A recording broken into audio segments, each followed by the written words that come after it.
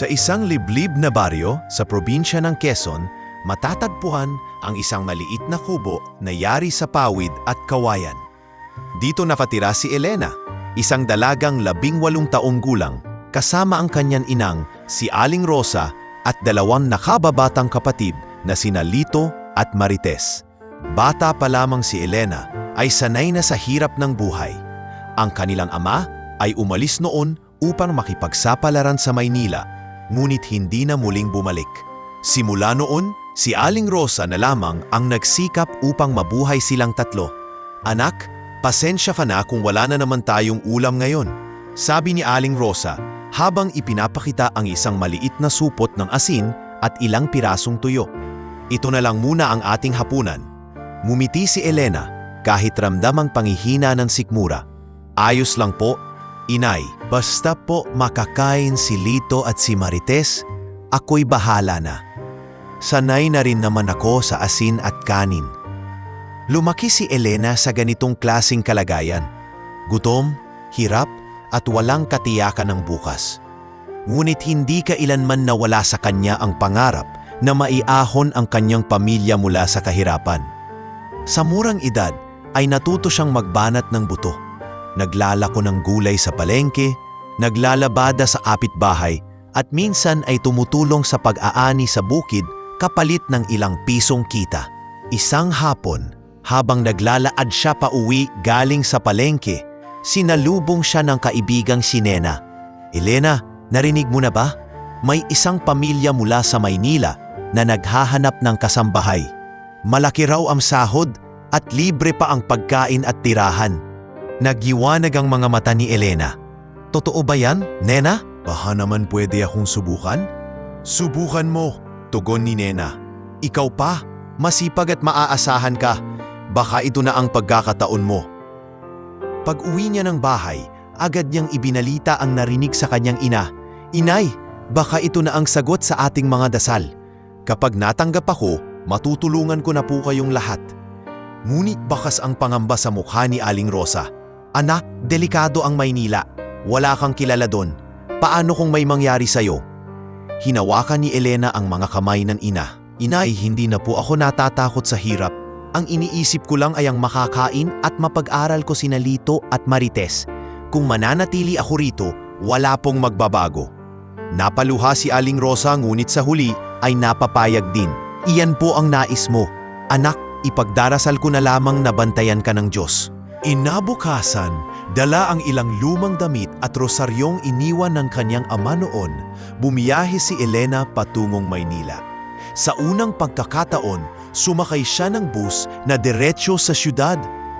Habang naglalakbay, nakatanaw siya sa malalayong bundok ng probinsya at tahimik na nagdasal.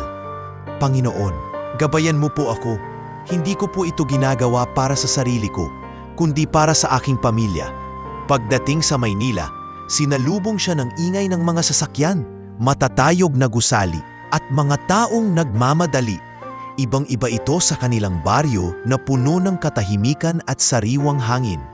Dinala siya ng ahensyang nag-aalok ng trabaho sa isang malaking mansyon sa Quezon City, ang tahanan ng pamilyang Ramirez, isa sa pinakamayayamang pamilya sa bansa. Habang napatayo sa harap ng engrandeng tarangkahan ng mansyon, hindi maiwasang manginig ang mga kamay ni Elena. Malaki ang kaba sa kanyang dibdib, ngunit pinatatag siya ng alaala ng kanyang ina at mga kapatid. "Miss Elena," tawag ng isang lalaking nakaputing uniforme. Si Mang Arturo, ang tagapangasiwa ng mansyon. "Huwag ka nang kabahan. Pasok ka at ipakikilala na kita kina Doña Isabela." Pagpasok niya, bumungad ang marangyang chandelier, malalaking pintura, at sahig na marmol. Para bang ibang mundo ang kanyang pinasukan. Huminga siya ng malalim at nagpakumbaba sa paglapit kay Doña Isabela, ang may bahay ng mansyon. "Magandang araw po, senyora." Mahinhin niyang bati sabay yuko. Pinagmasdan siya ni Doña Isabela mula ulo hanggang paa. "Mukhang bata pa siya, Arturo. Sigurado ka bang kakayanin niya ang trabaho rito?" Mumiti si Elena at buang tapang na sumagot. "Gagawin ko po ang lahat, senyora. Hindi po ako aatras kahit gaano kahirap." Sandaling natahimik si Doña Isabela. ngunit nakita niya ang sinseridad sa mga mata ni Elena. Sige, bibigyan kita ng pagkakataon. Simula ngayon, dito ka natitira. Sundin mo ang mga patakaran at gawin mo ang iyong tungkulin ng buong puso. Agad na yumuko si Elena bilang tanda ng pasasalamat. Maraming salamat po, Senyora. Hindi ko po kayo bibiguin. Mula sa araw na iyon, nagsimula ang panibagong yugto ng buhay ni Elena. Hindi man madali ang maging isang kasambahay sa isang malaking mansyon. Dala niya ang lakas ng loob at pangarap na balang araw, ang hirap na kanyang naranasan sa baryo ay mapapalitan ng kaginhawaan. Hindi lamang para sa kanya, kundi lalo na para sa kanyang pamilya. Habang kinakaharap niya ang bagong mundo, nananatili pa rin sa kanyang puso ang alaala ng maliit nilang kubo, ang halakhak ng kanyang mga kapatid at ang pag-ibig ng kanyang ina. At sa kanyang isip, iisang pangako lamang ang paulit-ulit niyang inuusal. Hindi ako titigil hanggat hindi ko sila naiahon sa hirap. Pagkalipas ng ilang linggo sa mansyon, unti-unting nasanay si Elena sa kanyang bagong mundo. Natutunan niya kung paano makisabay sa mga kapwa kasambahay, kung paano magdala ng sarili sa harap ng kanyang mga amo. At higit sa lahat, kung paano maging masinop at maingat sa bawat kilos. Ngunit higit pa sa lahat, unti-unti niyang nakilala ang pamilyang kanyang pinaglilingkuran, ang pamilya Ramirez. Si Don Ramon Ramirez ay isang kilalang negosyante, seryoso at istrikto. Laging naka-Amerikana, laging may hawak na telepono at tila walang oras para sa kahit sino. Kung makipag-usap man siya, madalas ay pabalang at walang pasensya. Para sa kanya, ang oras ay pera at ang bawat tao sa paligid niya ay kailangang kumilos ng mabilis at eksakto. Si Doña Isabela naman ay kabaligtaran. Bagaman sanay sa marangya at magarang pamumuhay, mayroon siyang pusong malapit sa kanyang pamilya. Palaging maayos ang bihis, mabango ang paligid niya, at marunong siyang kumalinga. Siya ang bumuhay sa init ng kanilang tahanan. Ngunit sa likod ng kanyang mga ngiti ay nakatago ang matinding pangamba. Pangamba para sa kanilang kaisang-isang anak na si Gabriel. Si Gabriel, 10 taong gulang pa lamang, ay isang batang may mabait na puso at inosenteng ngiti. Ngunit malinaw na hindi siya tulad ng ibang bata. Madalas siyang may sakit, madaling mapagod, at kadalasang nananatili na lamang sa kanyang silid. Palaging kasama niya ang kanyang mga laruan at mga librong pambata, ngunit bihira siyang nakikipaglaro sa labas. Isang araw, ipinatawag ni Doña Isabela si Elena upang dalhin ang gamot ni Gabriel. Nang buksan ni Elena ang pinto ng silid, bumungad sa kanya ang batang nakaupo sa gilid ng kama, nakatingin sa bintana. Payat at maputla ito, parang malayo ang iniisip. "Gabriel, anak," wika ni Doña Isabela. "Ito si Elena, ang bagong maid dito sa mansyon. Siya ang magdadala ng iyong gamot." Dahan-dahang lumingon si Gabriel. May kakaibang lungkot sa kanyang mga mata, ngunit may kaunting liwanag nang makita niya si Elena. "Magandang araw po," mahina niyang bati. Ngumiti si Elena at lumapit. "Magandang araw din sa iyo, Gabriel. Heto, inumin mo muna ang gamot mo para lumakas ka." Sandaling tinitigan ni Gabriel ang baso bago siya tumingin kay Elena. "Lagi akong pinapainom ng gamot pero hindi naman ako lumalakas," mahina niyang sabi. Naupo si Elena sa tabi ng kama at pinilip numiti. "Alam mo, minsan hindi agad nating nararamdaman ang epekto ng gamot. Pero kung palagi kang iinom at susunod sa sinasabi ng mga doktor at ng iyong mama, balang araw mas magiging malakas ka." Ngumiti si Gabriel at saka uminom ng gamot. "Salamat, Ate Elena." Mula noon, naging paborito ni Gabriel si Elena. Kapag hindi siya naglilinis ng mansyon, madalas siyang tawagin ni Doña Isabela upang samahan ang anak. Binabasa niya ito ng mga kwento, minsan ay tinuturuan ng simpleng laro, at kung minsan na may tahimik lang silang magkasamang nakaupo habang pinagmamasdan ang mga ibon sa hardin. Ngunit hindi lahat ay natutuwa. Isang gabi, habang naghuhugas si Elena ng mga plato sa kusina, nilapitan siya ng head maid na si Margarita. Oy Elena, sarkastikong sampit ni Margarita. Huwag mong isipin na espesyal ka lang dahil kinakausap ka ng batang amo. Tandaan mo, isa ka pa ring maid. Huwag mong kalimutan ang lugar mo. Bahagyang nagulat si Elena, ngunit hindi nagpadaig. Alam ko naman ang lugar ko, Ate Margarita.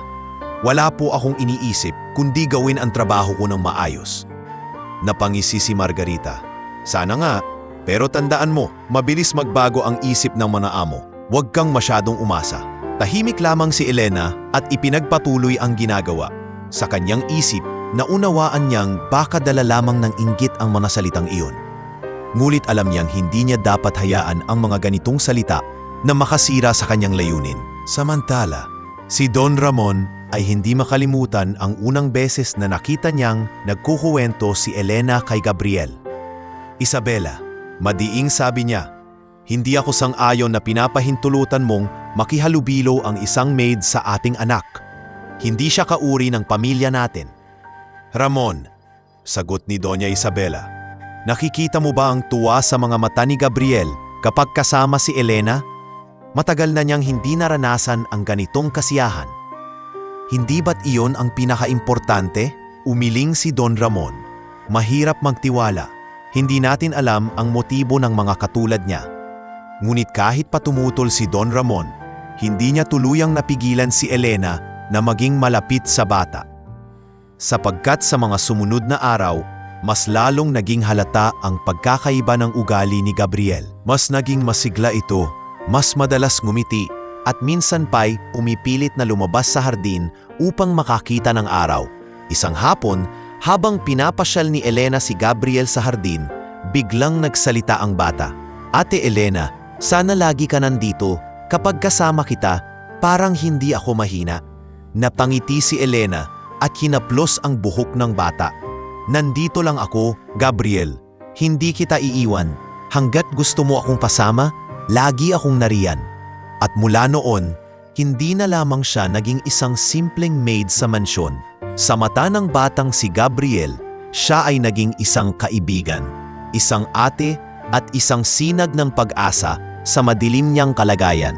Samantala, sa loob ng malamig at marangal na silid ni Don Ramon, nakatitig siya sa kanyang anak mula sa bintana habang pinagmamasdan itong nakangiti kasama si Elena. Mahigpit ang kanyang hawak sa baso ng alak at mahina siyang napabulong. Kung siya man ang nagbibigay buhay sa aking anak, kailangan kong mag-isip ng mabuti. Sa likod ng mga halakhak at masasayang sandali ng bata at ng maid, nagsisimula ng mabuo ang isang mas malalim na kwento. Isang kwentong mag-uugnay sa simpleng dalaga at sa mayamang pamilya at magbubukas ng daan sa mga pagsubok na hindi nila inaasahan. Sa mga sumunod na buwan, unti-unti nang natutunan ni Elena ang takbo ng buhay sa loob ng mansyon ng mga Ramirez. Mahigpit ang mga alituntunin. Walang pwedeng sumagot ng pabalang kay Don Ramon. Walang dapat sumuway sa headmaid na si Margarita. At lahat ng kilos ay kailangang maayos at walang bahid ng pagkakamali. Pagamat sanay si Elena sa hirap, ibang klase ang pagsubok ng pagiging kasambahay sa ganitong uri ng tahanan. Isang mundong puno ng marangyang bagay, ngunit kasabay ay mabigat na responsibilidad. Isang umaga, habang naglilinis siya ng bulwagan, biglang lumapit ang dalawang kasamahang katulong at bumulong. Elena, sabi ni Cora, napansin mo ba? Paborito ka na ni Doña Isabela. Naku, siguradong hindi matutuwa si Ate Margarita. Sumabat naman si Liza, isa pang kasambahay. Oo nga, kaya mag-ingat ka, baka kung ano ang iparatang niya sa'yo. Alam mo namang siyang matagal nang pinagkakatiwalaan dito. Ngumiti na lamang si Elena at nagpatuloy sa kanyang ginagawa. Hindi ko iniisip ang ganyan. Ang mahalaga, ginagawa ko ang trabaho ko ng maayos. Wala akong intensyong makipagkumpitensya kanino man. Ngunit hindi naging sapat ang kanyang kababaang loob upang pigilan ang inggit at paninira ng iba. Isang hapon, nadatnan siya ni Margarita na nagkukwento kay Gabriel tungkol sa isang alamat mula sa kanilang baryo. Nakaupo silang dalawa sa sahig ng kwarto, Nakapaligid ang mga laruan at masayang nakikinig si Gabriel sa bawat salitang binibitawan ni Elena. Elena, malakas na sigaw ni Margarita, dahilan upang mapapitlag ang bata. Anong ginagawa mo rito? Hindi ka ba marunong sumunod sa tungkulin mo? Ang trabaho mo ay maglinis, hindi magpakwento? Bahagyang namula si Elena at agad na tumayo. Pasensya na po Ate Margarita. Nagpahinga lang po ako sandali at nagkwento kay Gabriel. Walang pasensya-pasensya, sagot ni Margarita. Kung gusto mong manatili rito, ayusin mo ang trabaho mo. Hindi ka pinasweldo para maging entertainer ng bata. Nagising si Doña Isabela sa ingay at agad pumasok. Ano na naman ito, Margarita? Agad namang nagsumbong si Margarita. Senyora, imbes na naglilinis, nakikipaglaro itong si Elena kay Gabriel. Nakakalimot siya sa kanyang tungkulin. Ngunit sa halip na magalit, hinawakan ni Doña Isabela ang kamay ni Elena.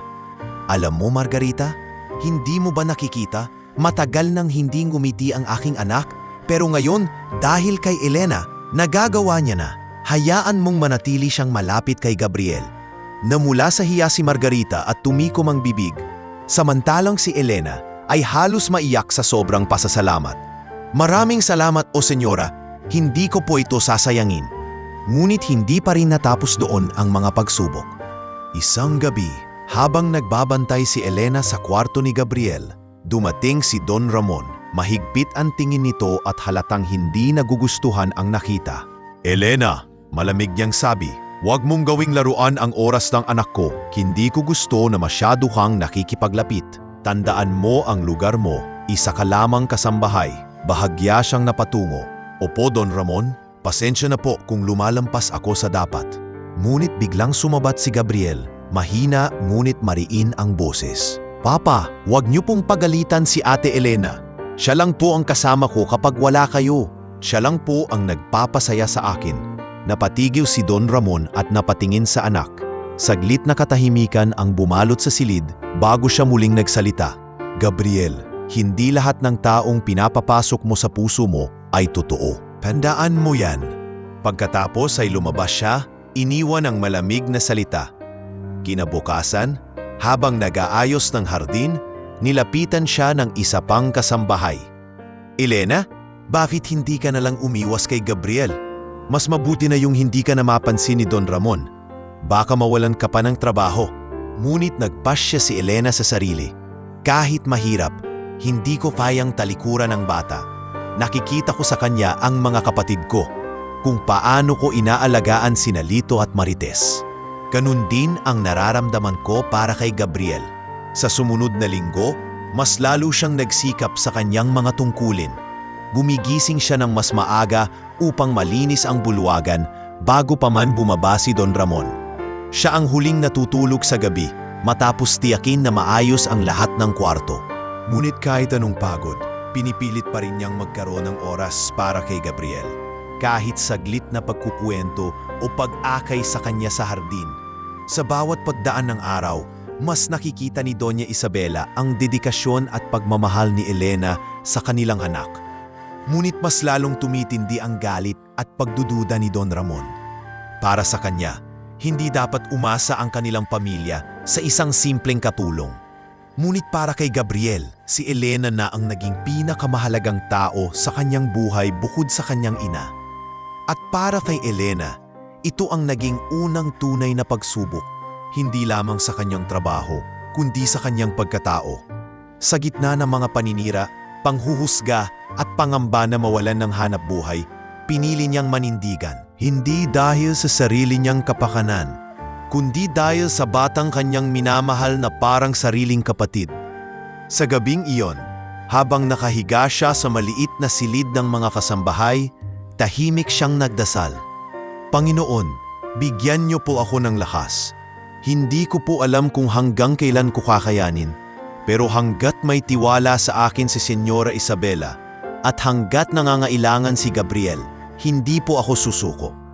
At sa gitna ng kanyang pagluha at pagod, may matatag na ningning sa kanyang mga mata. Isang ningning na magsisilbing gabay sa mas mabibigat ang pagsubok na darating.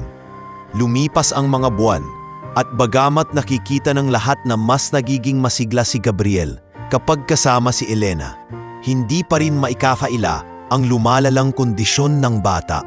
Sa una, paminsan-minsan lamang siyang hinihilo o nilalagnat. Ngunit kalaunan, halos bawat linggo ay may mga pagkakataon na siya'y biglang nawawala ng lakas at nahihirapang huminga.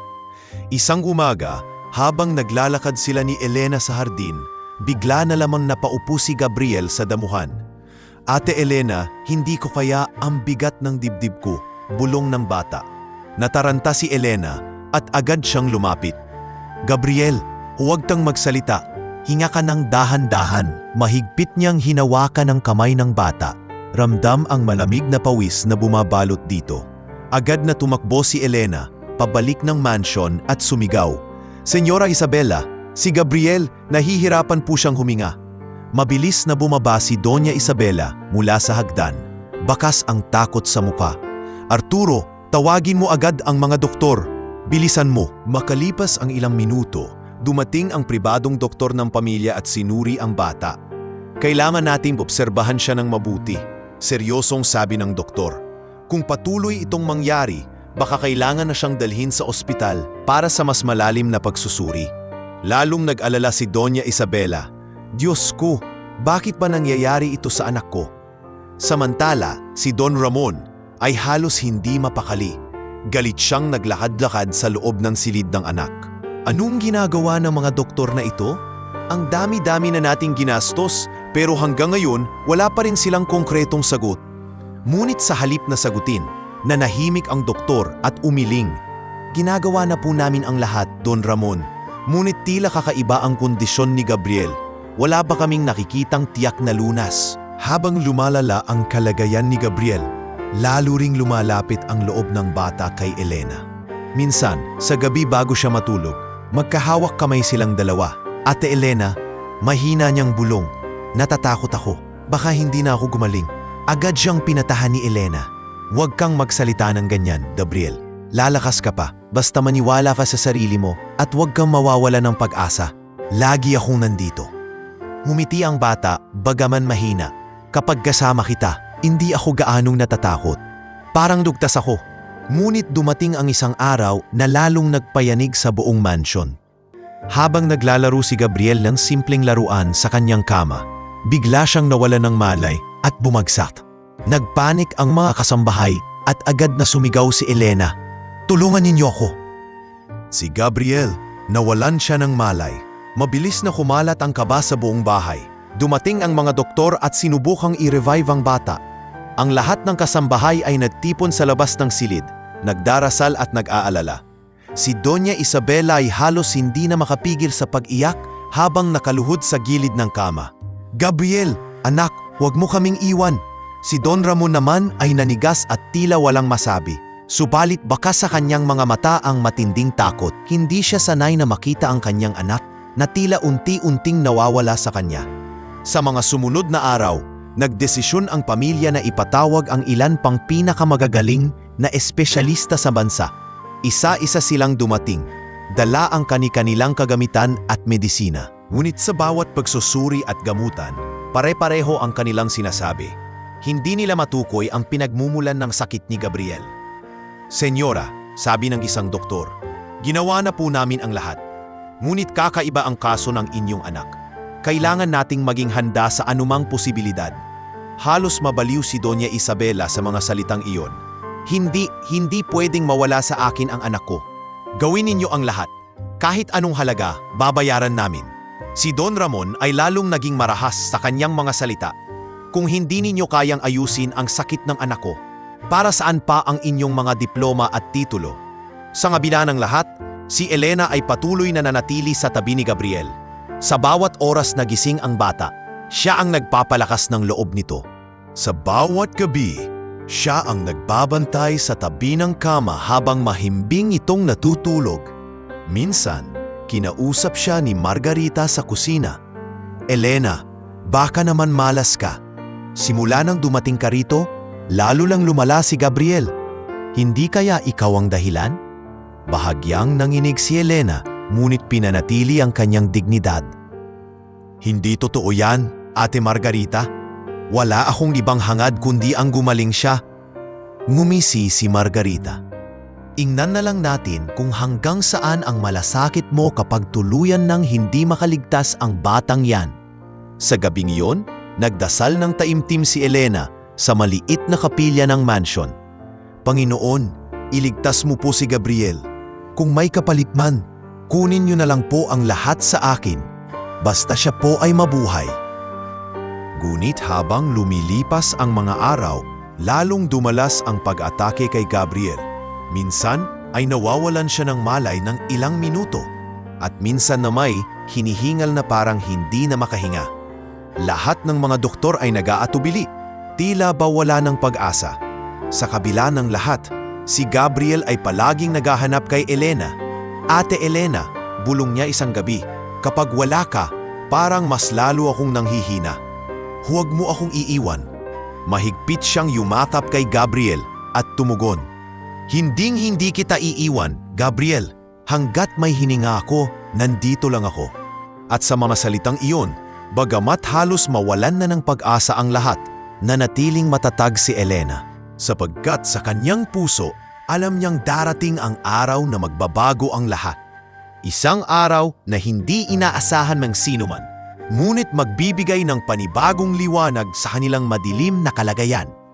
Maalipas ang ilang linggo ng paulit-ulit na pagkahimatay ni Gabriel, dumating ang isang matinding pulong sa loob ng silid-aklatan ng mansion. Naroon sina Don Ramon at Doña Isabela, kasama ang 5 doktor na naimbitahan upang sabay-sabay na suriin ang kalagayan ng bata.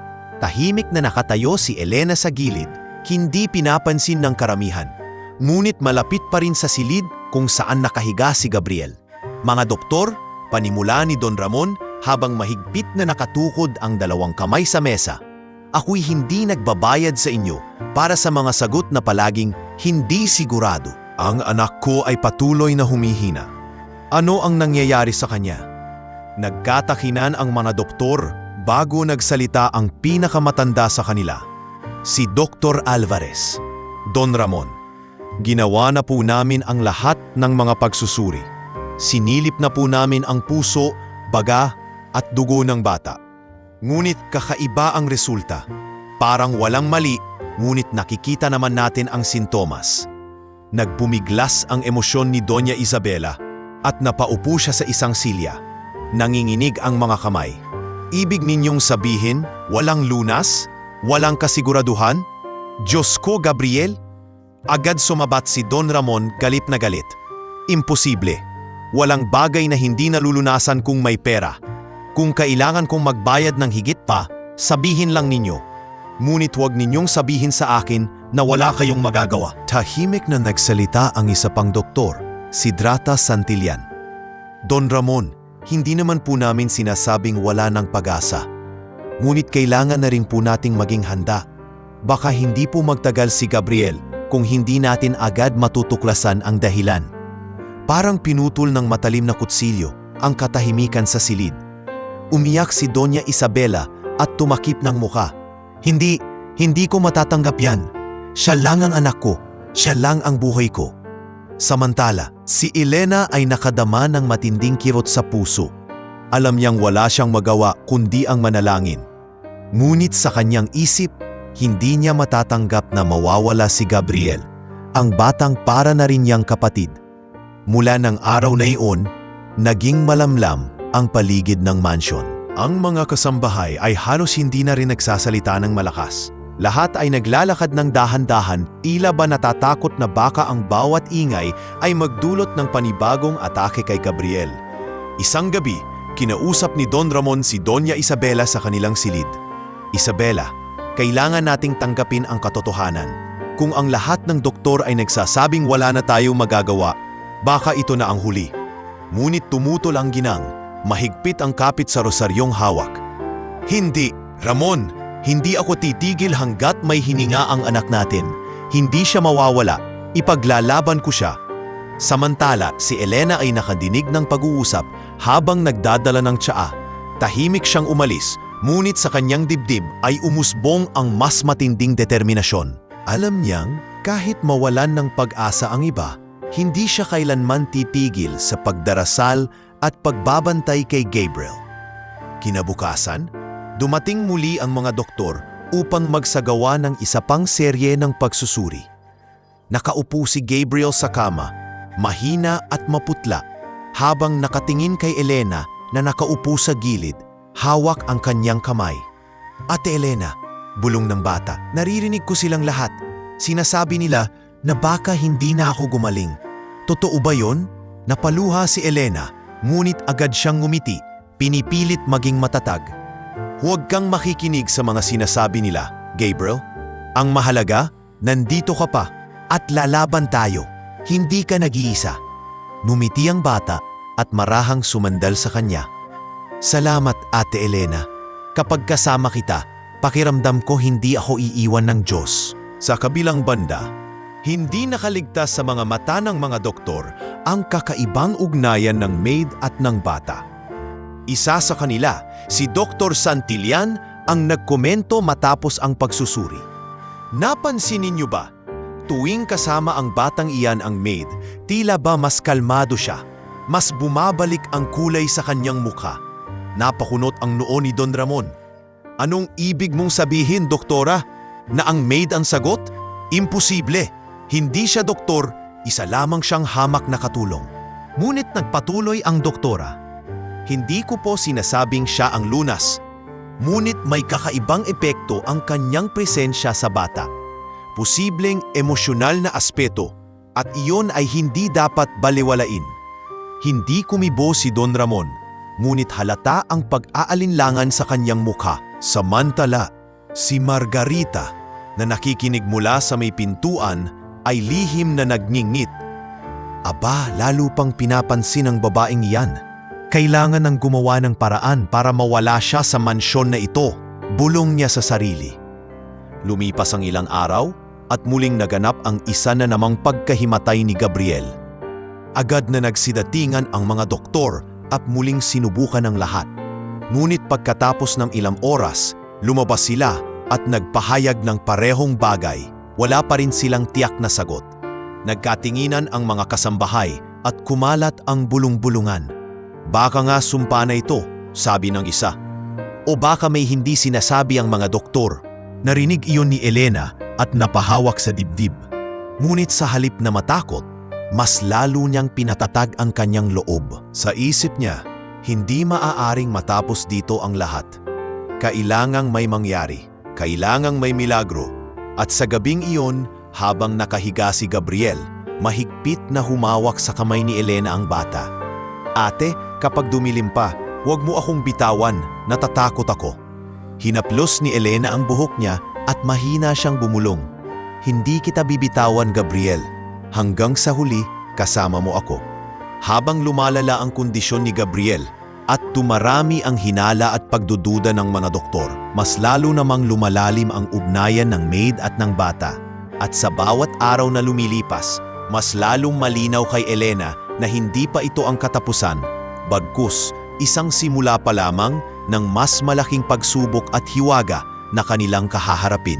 Habang lalong lumalala ang kalagayan ni Gabriel at patuloy na walang malinaw na sagot ang mga doktor, nagsimulang kumalat ang iba't ibang bulong-bulungan sa loob ng mansyon. Ang mga kasambahay na dati abala lamang sa kanilang mga gawain, ngayon ay halos hindi na matigil ang mga usapan tuwing sila'y magkakasama sa kusina o sa laundry area. Hindi ba ninyo napapansin? Bulong ni Cora habang naglalaba.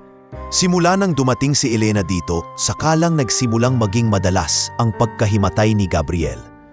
Agad namang sumang-ayon si Liza, sabay tingin sa paligid upang siguraduhing walang nakakarinig. Tama ka, baka may dalang malas ang batang iyon. O baka may tinatago siyang sekreto. Hindi natin alam, probinsyana pa naman. Ngumisi si Margarita na anina pa nakikinig. Hindi lang basta malas. Baka ginagamit niya ang bata para makuha ang loob ng pamilya. Alam niyo naman, mabilis ang tiwala ni Senyora Isabela sa mga taong nagpapakita ng malasakit. Baka yan si Elena, umaarte lang.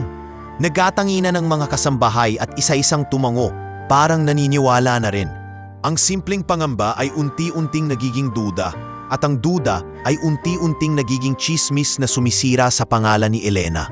Ngunit si Elena walang kaalam-alam sa mga usapang ito. Gaya ng dati, abala siya sa pag-aalaga kay Gabriel.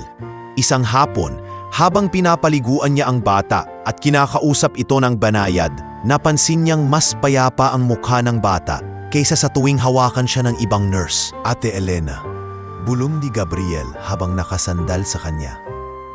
Bakit kapag ikaw ang kasama ko, parang mas madali akong huminga? Ngumiti si Elena at marahang pinisil ang kamay ng bata. Siguro kasi sanay ka na sa akin, hindi ka na natatakot, at baka dahil alam mong hindi kita iiwan. Ngunit habang sila'y nag-uusap, nandoon si Margarita sa may pintuan, palihim na kikinig. Pagkatapos ay dali-daling umalis upang makipag-usap sa iba pang kasambahay. Nakikita nyo, pati ang bata, naniniwala na sa kanya.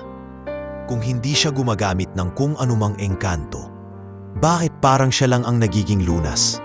Lalong lumala ang tsismis. Ang abay naniniwanang may kinalaman si Elena sa mga kakaibang nangyayari. Ay ilan na may takot na baka isang araw ay pati sila'y madamay kung totoong may dala siyang sumpa.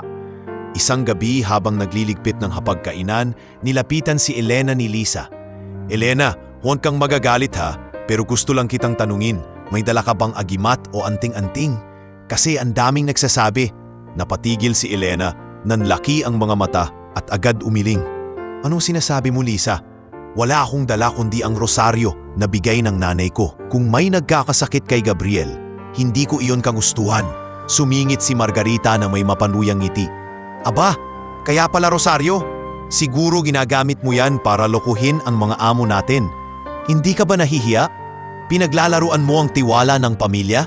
Napayuko si Elena, ngunit hindi siya umiyak. Matatag ang kanyang boses nang sagutin si Margarita.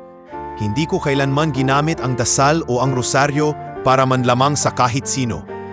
Kung naniniwala kayo na masama ako, mali kayo. Ang tanging hangarin ko ay mapabuti ang kalagayan ni Gabriel. Ngunit kahit malinaw ang kanyang paliwanag, hindi iyon sapat upang mapigil ang pagdududa ng ilan. Maging si Mang Arturo, ang matagal ng katiwala ng pamilya, ay nagsimulang mag-alinlangan. Isang gabi, kinausap niya si Don Ramon. Don Ramon, magalang niyang panimula. Hindi ko po alam kung totoo ang mga tsismis, pero marami na pong kasambahay ang naniniwala na may kinalaman si Elena sa sakit ni Gabriel. Agad na naningkit ang mga mata ni Don Ramon. Alam kong may kakaiba sa batang iyan. Simula pa lang ay may kutob na ako. Pero si Isabela, bulag sa katotohanan. Hindi ko po sinasabi na totoo iyon, Don Ramon. Dagdag pa ni Arturo. Ngunit mas makabubuti kung mas bantayan natin siya. Samantala, sa kabilang bahagi ng mansyon, umiiyak si Doña Isabela habang kinakausap si Elena. Huwag mong intindihin ang mga sinasabi nila. Alam kong wala kang kasalanan. Alam kong mahal mo si Gabriel. Mahigpit na niyakap ni Elena ang ginang. Salamat po, senyora. Hindi ko po kayang pabayaan si Gabriel. Bakit anong sabihin nila, mananatili po akong nasa tabi niya. Ngunit hindi na natigil ang mga bulong. Maging sa bayan kung saan bumibili ng mga gamit ang mansion staff, may mga nagsasabing kakaiba raw ang maid ng mga Ramirez. Narinig ko, may maid silang galing probinsya na parang mangkukulam. Siya raw ang dahilan kung bakit halos patay na ang anak nila. Sa ganitong sitwasyon, mas lalong dumoble ang hirap ni Elena. Hindi lamang ang kalagayan ni Gabriel ang kanyang iniintindi, kundi pati ang mga matang palaging nakamasid sa kanya. Mga matang puno ng duda, panlilibak at takot. Ngunit kahit ganon, hindi siya natinag. Sa bawat pag-atake kay Gabriel, siya ang unang humahawak ng kamay nito, ang unang sumisigaw ng tulong at ang huling bumibitaw. Kahit paulit-ulit na hinuhusgahan, pinili niyang manatiling tapat sa kanyang tungkulin at sa pagmamahal na itinuring niyang mas higit pa sa trabaho. Isang gabi, habang mahimbing na natutulog si Gabriel, tahimik na lumuhod si Elena sa tabi ng kama nito. Panginoon, bulong niya, kung ako man ang nagdadala ng malas sa batang ito, alisin niyo po ako rito. Pero kung ako ang instrumento ninyo para siya'y mabuhay, bigyan niyo po ako ng lakas para magpatuloy. Hindi ko po siya kayang iwan. At sa panahong iyon, bagamat dumarami ang nagdududa at dumarami ang nais siyang itaboy, mas lalo ring tumibay ang kanyang paninindigan. Sapagkat sa kanyang puso, isa lang ang alam niyang katotohanan. Hindi niya kailanman tatalikuran si Gabriel. Gaano man kahirap o kasakit ang mga salita ng iba. Dumating ang gabing hindi malilimutan ng buong mansyon. Isang malakas na ulan ang bumuhos at kasabay nito'y tila ba dumilim ang buong paligid ng tahanan ng mga Ramirez. Sa loob ng silid ni Gabriel, may kakaibang katahimikan, isang katahimikan na nagbabadya ng panganib. Nasa tabi ng kama si Elena, pinapaypayan ng bata habang nagbabasa ng isang kwento mula sa isang lumang aklat na kinuha niya mula sa aklatan. Ngunit sa kalagitnaan ng kanyang pagbasa, napansin niyang hirap huminga si Gabriel. "Gabriel?" bulong niya, bahagyang nanginginig ang tinig. "Ayos ka lang ba?" Hindi sumagot ang bata. Sa halip, namutla ito at halos hindi na gumagalaw. Agad siyang nataranta. "Senyora Isabela, Don Ramon, tulong!" Sigaw ni Elena. Mabilis na pumasok si Doña Isabela kasama si Don Ramon at ilang kasambahay. "Diyos ko!" sigaw ng ginang nang makita ang anak. "Ramon, tawagin mo agad ang mga doktor." Oh! Agad na tinawagan ni Don Ramon ang mga espesyalistang naka-standby para kay Gabriel. Hindi nagtagal, dumating ang 3 doktor at 2 nurse, dala ang kanilang mga kagamitan. Sinubukan nilang ibalik ang malay ng bata. Binigyan ng oxygen, tinusukan ng karayom at kinoryente ang dibdib. Ngunit tila walang nangyayari. "Doktor, anong nangyayari?" Halos pasigaw na tanong ni Doña Isabela habang hawak ang kamay ng anak. Umiling ang isa sa mga doktor.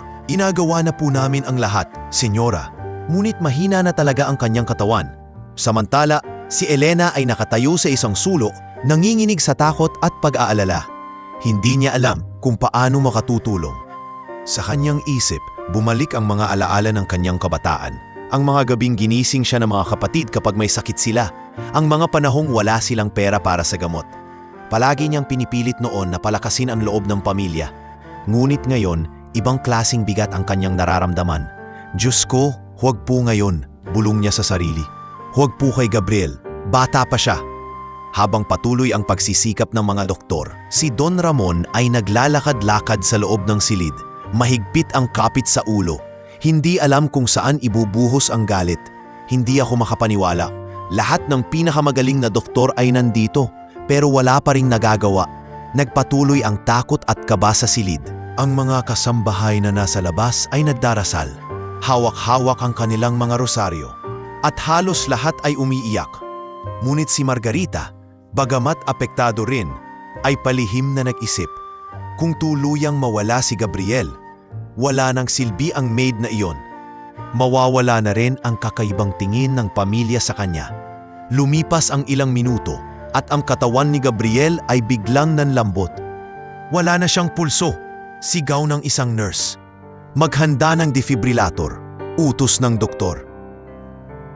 Paulit-ulit nilang sinubukang ibalik ang tibok ng puso ng bata. Ngunit makalipas ang ilang pagtatangka, isa-isa nang ibinaba ng mga doktor ang kanilang kagamitan. Tahimik na bumaling si Dr. Alvarez kay Don Ramon at Doña Isabela. "Paumanhin po," ngunit wala na si Gabriel. Parang gumuho ang mundo ni Doña Isabela. Isang malakas na sigaw ang kumawala sa kanyang bibig habang niyakap ang anak. Hindi mo kaming pwedeng iwan, Gabriel! Gumising ka, anak!" Don Ramon ay nanatiling nakatayo, nakatitig lamang sa kawalan.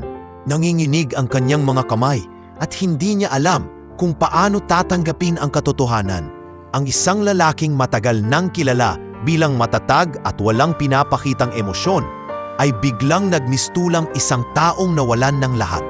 Samantala, si Elena ay halos hindi makahinga sa bigat ng sitwasyon. Parang pinipiga ang kanyang puso habang pinagmamasdan ang walang malay na si Gabriel. Gusto niyang sumigaw, gusto niyang lapitan ang bata, ngunit natatakot siyang itaboy, lalo na't naroon si Don Ramon. "Ilabas ang lahat ng kasambahay," utos ni Don Ramon. Mahigpit ang tinig, "Kailangan naming mapag-isa." Isa-isang lumabas ang mga tauhan ng bahay, ngunit nagpaiwan si Elena sa gilid. Hindi niya magawang umalis. Naramdaman niya na hindi siya maaaring magpatuloy sa buhay kung iiwan niyang ganoon na lang si Gabriel. Maya-maya, lumuhod siya sa tabi ng kama, hawak ang malamig na noo ng bata. Gabriel, bulong niya, hindi pwedeng matapos dito ang lahat. Nandito ako, tandaan mo, hindi ka nag-iisa. Lumaban ka, Gabriel, lumaban ka. Walang nakapansin, ngunit sa paghawak ni Elena sa noo ng bata, may kakaibang init na dumaloy mula sa kanyang palad. Ang mga doktor na kanina'y nakatayo at nag-uusap tungkol sa susunod na hakbang ay biglang napatigil nang mapansin ang kaunting paggalaw sa mga daliri ni Gabriel. Sandali lang, wika ng isang nurse. Parang may pulso siya ulit. Nagulat ang lahat. Tumakbo ang isang doktor pabalik upang suriin. Imposible, kanina'y wala na talaga siyang pulso. Unti-unti, bumalik ang kulay sa pisngi ng bata. Mahina, ngunit malinaw na narinig ang kanyang paghinga. Lahat ng naroon ay napaatras, gulat na gulat sa kanilang nakita. Si Doña Isabela ay halos hindi makapaniwala. Gabriel, anak, gumising ka! Si Don Ramon ay nanlaki ang mga mata, hindi makapagsalita. Ang lalaking hindi naniniwala sa milagro ay ngayon ay nakasaksi ng isang bagay na hindi maipaliwanag ng siyensya. Samantala, si Elena ay nakapikit, patuloy na hinahaplos ang noo ni Gabriel at tahimik na nagdarasal. Salamat po, Panginoon. Salamat. Ang gabing iyon ay nagmarka sa buong mansyon. Isang gabi ng matinding krisis, ng halos tuluyang pagkawala, ngunit siya ring gabi ng pagsilang ng pag-asa na hindi maipaliwanag. At bagamat hindi alam ng lahat kung ano ang ibig sabihin ng nangyaring iyon, isang bagay ang malinaw. Nagbago na ang kanilang pananaw kay Elena at sa kanyang presensya sa buhay ni Gabriel. Kinabukasan, matapos ang nakagugulat na gabi, hindi pa rin mapanatag ang lahat sa loob ng mansyon. Ang bawat sulok ay puno ng kaba at bulong-bulungan. Bagamat nakita nilang muling huminga si Gabriel nang hawakan ni Elena ang kanyang noo, nanatiling hindi maipaliwanag ng mga doktor ang nangyari. Sa malaking silid-aklatan, muling tinipon ni Don Ramon ang mga doktor. Mabigat ang kanyang tinig nang magsalita. Kagabi, idineklara ninyong wala na ang anak ko, pero ilang minuto matapos iyon, bigla siyang muling huminga. Ano ang ibig sabihin nito? Niloloko ba ninyo kami? Isa-isang nag-iling ang mga doktor. Bakas ang pagkabalisa. Don Ramon, paliwanag ni Dr. Alvarez. Sinuri po namin ng maigi si Gabriel kagabi. Wala na po talaga siyang pulso. Wala na siyang hininga. Medikal na imposible ang kanyang muling pagbabalik. Tumayo si Doña Isabela, luhaan at nanginginig ang tinig. Kung gayon, ibig sabihin ba'y nagkamali kayo? Pinatay ninyo ang pag-asa namin bago pa man tuluyang nawala ang aming anak. Tahimik ang mga doktor, walang makaimik. Isa-isa nilang ibinaba ang ulo. Para bang tanggap na nilang hindi nila kayang ipaliwanag ang milagro kagabi. Samantala, nasa labas si Elena, nakikinig mula sa may pinto. Hindi siya makagalaw, nangingibabaw sa kanyang dibdib ang kaba at hiya. Ako ba ang dahilan kung bakit nagising siya? O baka aksidente lang? Bulong niya sa sarili. Ngunit naalala niya ang init na dumaloy mula sa kanyang palad patungo kay Gabriel. Isang init na hindi niya kayang ipaliwanag. Sa mga sumunod na oras, lumabas sa media ang balitang pumanaw na si Gabriel Ramirez. Isa-isang naglabasan ang mga headline. Nag-iisang tagapagmana ng pamilya Ramirez, pumanaw na, at pinakamagagaling na doktor na bigong iligtas ang anak ng negosyante. Dumagsa ang mga kamag-anak, kaibigan at kasosyo sa negosyo upang magpahayag ng pakikiramay. Ang buong mansyon ay napuno ng itim na tela at kandila, tanda ng pagluluksa. Ngunit sa gitna ng kalungkutan, isang nakakagulat na pangyayari ang muling gumimbal sa lahat. Habang nakahiga ang katawan ni Gabriel sa loob ng kanyang silid, nakasuot ng puting pajama at nakapalibot ang mga bulaklak, muling lumapit si Elena. Hindi niya kayang tanggapin ang ideya na wala na ang bata. Umupo siya sa gilid ng kama, hinaplos ang malamig na kamay at mahina siyang nagdasal. Gabriel, bulong niya, hindi pa ito ang wakas. Naniniwala akong lalaban ka. Huwag kang susuko. Nandito pa ako. Walang nakapansin sa kanyang ginawa. Ngunit sa sandaling iyon, naramdaman niyang muling nag-init ang kanyang palad. Hindi niya ito binibitawan, patuloy na nagdarasal. At sa ikalawang pagkakataon, muling bumuka ang labi ng bata at marahang bumuntong hininga. Senyora, Don Ramon, sigaw ng isang kasambahay na nakakita. Si Gabriel! Gumalaw siya! Agad na nagsidatingan ang lahat.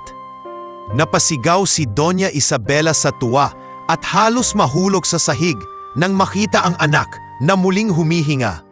Anak ko, buhay ka! Ngunit kabaligtaran ang naging reaksyon ni Don Ramon. Nanatili siyang nakatayo, nakatingin lamang kay Elena na hawak ang kamay ng bata. Parang isang malaking palaisipan ang bumabalot sa kanyang isipan. Imposible ito, hindi ito normal. Muling tinawag ang mga doktor. Ngunit gaya ng dati, wala silang masabi. Don Ramon, wika ng isa, wala kaming paliwanag. Ang lahat ng batas ng medisina ay nilabag ng nangyari. Ngunit ang malinaw, buhay muli ang inyong anak. Napatakip ng mukha si Doña Isabela, humahagulhol ng pasasalamat. Panginoon, salamat po. Salamat sa pagbabalik ng aking anak. Samantala, sa labas ng mansion, kumalat ang balitang hindi totoo ang pagbanaw ni Gabriel. Ang media na unay nagbalita ng kanyang kamatayan, ngayon ay nagulat ng isang himalang pagbabalik. Lalong naging tampulan ng atensyon ang pamilya Ramirez. Ngunit hindi lahat ay natuwa.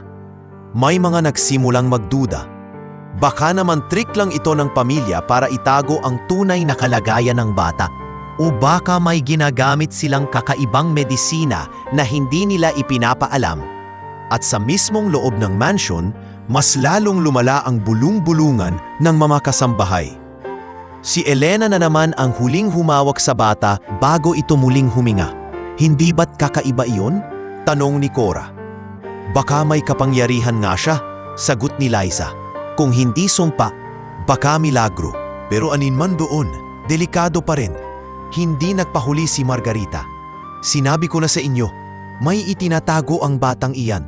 Kung hindi natin siya itataboy, baka lalo tayong madamay. Ngunit sa kabila ng lahat ng pagdududa, nanatili si Doña Isabela sa paniniwala kay Elena. Tinawag niya ito sa kanyang silid at mahigpit na niyakap. Elena, hindi ko alam kung paano kita pasasalamatan. Kung hindi dahil sa iyo, wala na ang anak ko. Hindi ko papayagang saktan ka ng kahit sino. Halos maiyak si Elena sa narinig. Senyora, wala po akong ginawa. Basta po hindi ko kayang iwanan si Gabriel. Iyon lang po. Ngunit kahit paulit-ulit niyang idiniin na wala siyang ginawang kakaiba, alam ng lahat na may misteryong bumabalot sa kanya. Misteryong hindi maipaliwanag ng siyensya o lohika, ngunit nagbigay ng panibagong pag-asa sa isang pamilyang halos mawalan na ng lahat. Sa gabing iyon, habang mahimbing na natutulog si Gabriel at mahigpit na hawak pa rin ang kamay ni Elena, muling bumalik ang katahimikan sa mansyon. Ngunit hindi na ito ang parehong katahimikan ng dati. Sapagkat ngayon, lahat ng naroroon ay nagtanong sa kanilang mga sarili. Ano ba talaga ang papel ng maid na ito sa buhay ng batang nagbalik mula sa kamatayan? At sa puso ni Elena, isang bagay ang malinaw. Ito ay simula ng isang mas mabigat pang paglalakbay, hindi lamang para sa kanya, kundi para sa buong pamilyang kanyang pinaglilingkuran. Matapos ang gabing iyon, tila ibang himpapawid ang bumalot sa mansyon ng mga Ramirez. Ang mga ilaw na dati malamlam at puno ng lungkot ay ngayoy nagmistulang may dalang pag-asa. Ngunit sa likod ng tuwa at kaginhawaan na nadarama ni Doña Isabela, naroon ang palaisipan at kaba ng lahat. Paano ang batang idineklarang patay ay muling nabuhay sa pamamagitan lamang ng hawak ng isang maid? Sa silid ni Gabriel, tahimik na nakaupo si Elena sa gilid ng kama. Hawak-hawak niya ang kamay ng bata na mahimbing ang tulog. Sa bawat paghinga nito, ramdam niya ang init na bumabalik sa katawan ng bata. Para bang ang dating malamig na bangkay ay ngayon ay isang buhay na nilalang muli. Pinagmasdan niya ang payapang mukha ng bata at hindi napigilang mapaluha. Salamat Panginoon, mahina niyang bulong. Salamat at hindi ninyo siya kinuha. Ngunit hindi lahat ay natutuwa. Sa labas ng silid, Nag-uusap ang mga doktor, halatang balisa at hindi makapaniwala. Hindi ito maaaring mangyari, wika ni Dr. Alvarez habang naglalakad paikot. Wala na siyang pulso kagabi, wala siyang hininga. Paano siya nakabalik?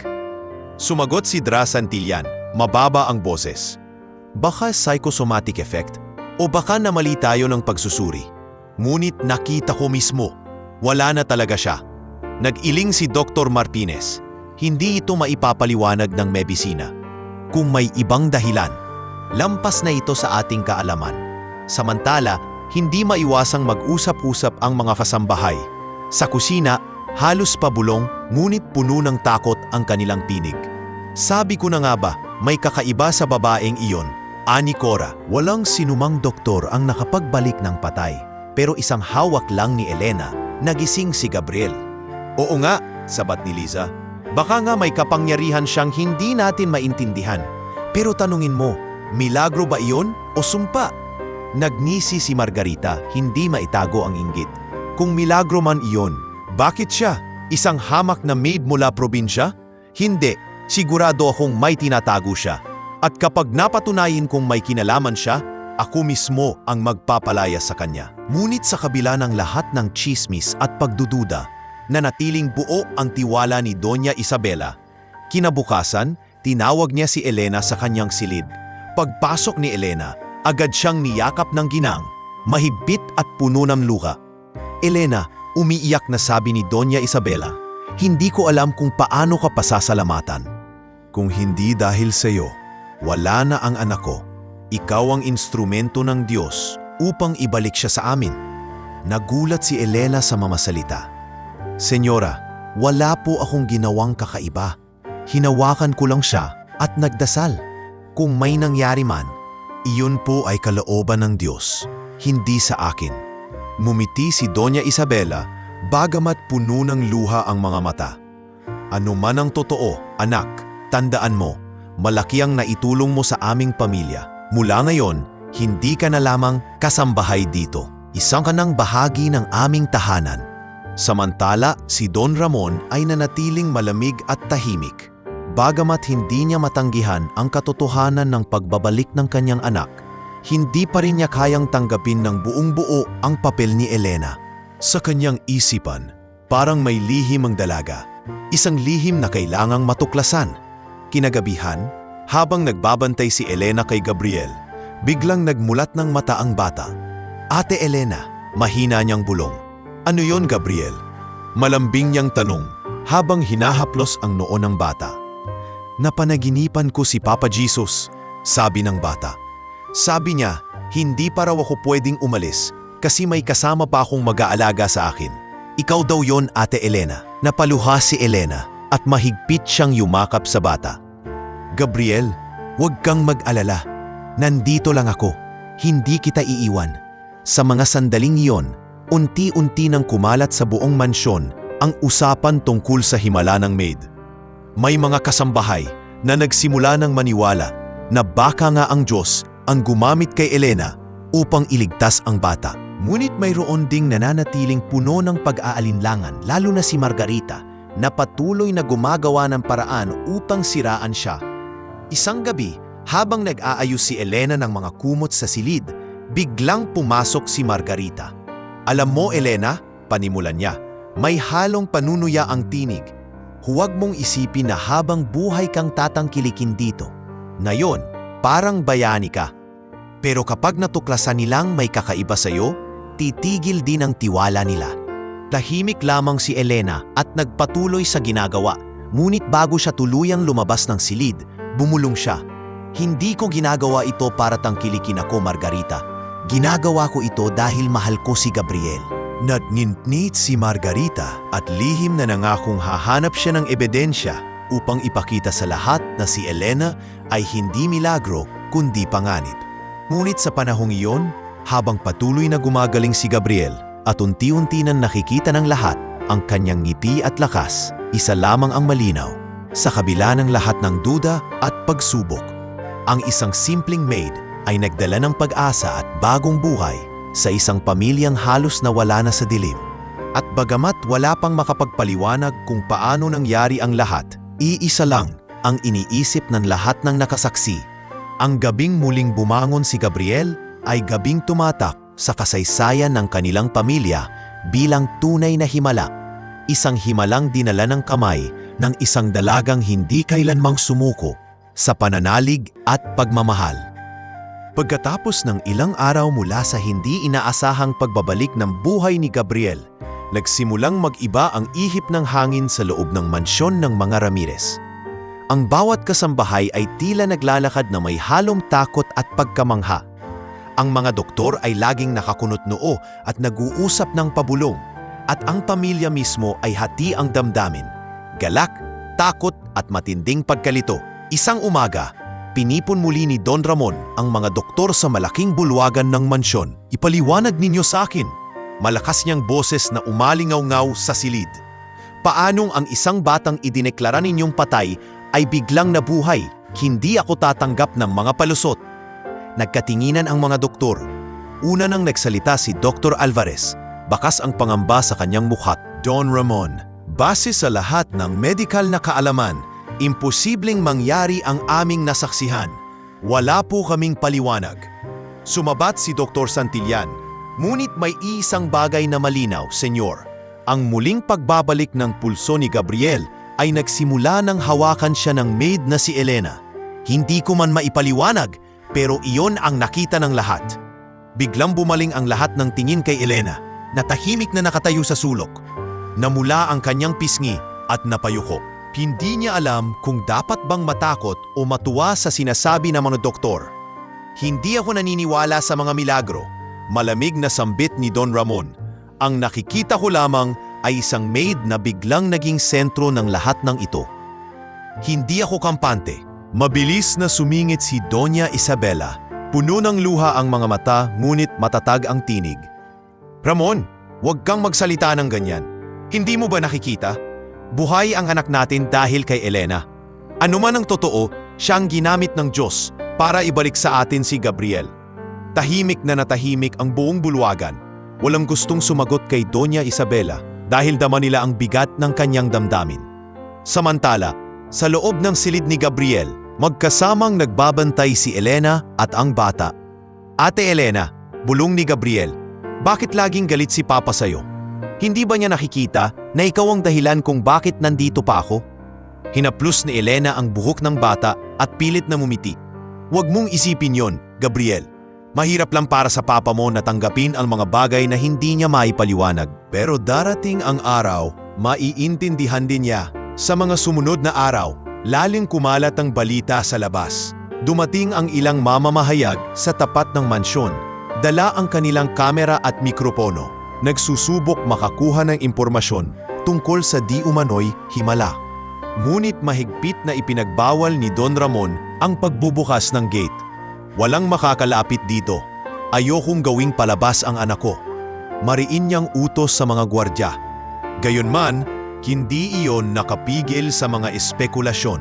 May mga taong naniniwalang milagro ang nangyari, ngunit marami rin ang nagdududa. May ilan pang nagsabing gawa-gawa lamang ng pamilya Ramirez upang ilihim ang tunay na kondisyon ng bata. Sa pusina naman ng mansyon, muling nabuhay ang usapan ng mga kasambahay. "Kung hindi milagro, ano pa? Nakita nating lahat," ani Cora. "Pero hindi ba't delikado rin yon?" sagot ni Liza.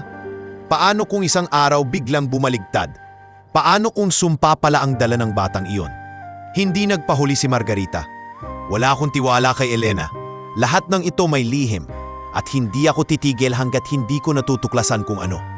Samantala, si Doña Isabela ay patuloy na nagbabantay sa kanyang anak.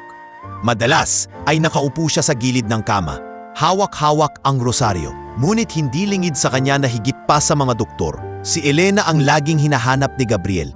Isang gabi, habang mahimbing ang bata, kinausap ni Isabela si Elena.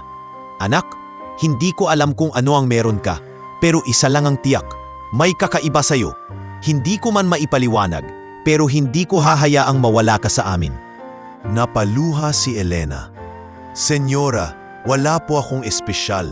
Nagdasal lang po ako. Hindi ko po alam kung bakit nangyari yon. Ang alam ko lang, Hindi ko kayang iwanan si Gabriel. Hinawakan ni Doña Isabela ang kanyang mga kamay. At iyan ang dahilan kung bakit tiwala ako sa iyo. Ang totoo ng puso mo ang pinakamahalaga. Ngunit sa kabilang banda, si Don Ramon ay patuloy na nagdududa. Madalas siyang tumayo sa veranda ng mansion, hawak ang isang baso ng alap at nag-iisip kung milagro man iyon. Ulong niya sa sarili. Bakit siya? Bakit isang hamak na maid? Hindi ako mapapanatag hanggat hindi ko nalalaman ang katotohanan. Sa mga araw na lumipas, mas lalo pang lumitaw ang kababalaghan. Sa tuwing magkakaroon ng banayad na atake si Gabriel, pagkahilo, hirap sa paghinga o biglang panghihina, ang tanging nagbabalik sa kanya ng lakas ay kapag hawak siya ni Elena. Hindi ito nakaligtas sa mga mata ng mga doktor at ng pamilya. Hindi ito normal, sabi ni Dr. Martinez isang umaga. Kung totoo na siya ang may epekto kay Gabriel, dapat natin itong masusing pag-aralan. Ano ang ibig mong sabihin, doktor? Tanong ni Don Ramon. Isang eksperimento. Obserbahan natin ang bata kapag wala siya. At obserbahan din kapag naroon siya. Baka may koneksyon na lampas sa medisina. Mariing tumanggi si Doña Isabela. Hindi ko pahihintulutan na gawing eksperimento ang anak ko. Lalo na si Elena. Hindi siya hayop. Ngunit nanatiling matindi ang diskusyon. Samantala, si Elena ay patuloy na tahimik na naglilingkod, nagdarasal at nagbabantay kay Gabriel. Sa bawat gabi, kapag nakatiting siya sa mukha ng batang muling nabuhay, paulit-ulit niyang inuusal ang parehong pangako. Hindi kita pababayaan, Gabriel. Hanggang may hininga ako, mananatili ako sa tabi mo. At sa gitna ng lahat ng duda, galak at hindi maipaliwanag na pangyayari, mas lalong lumalim ang tanong na bumabalot sa buong mansyon. Milagro ba talaga ang maid na ito? O may mas malalim pang lihim na naghihintay na mabunyag?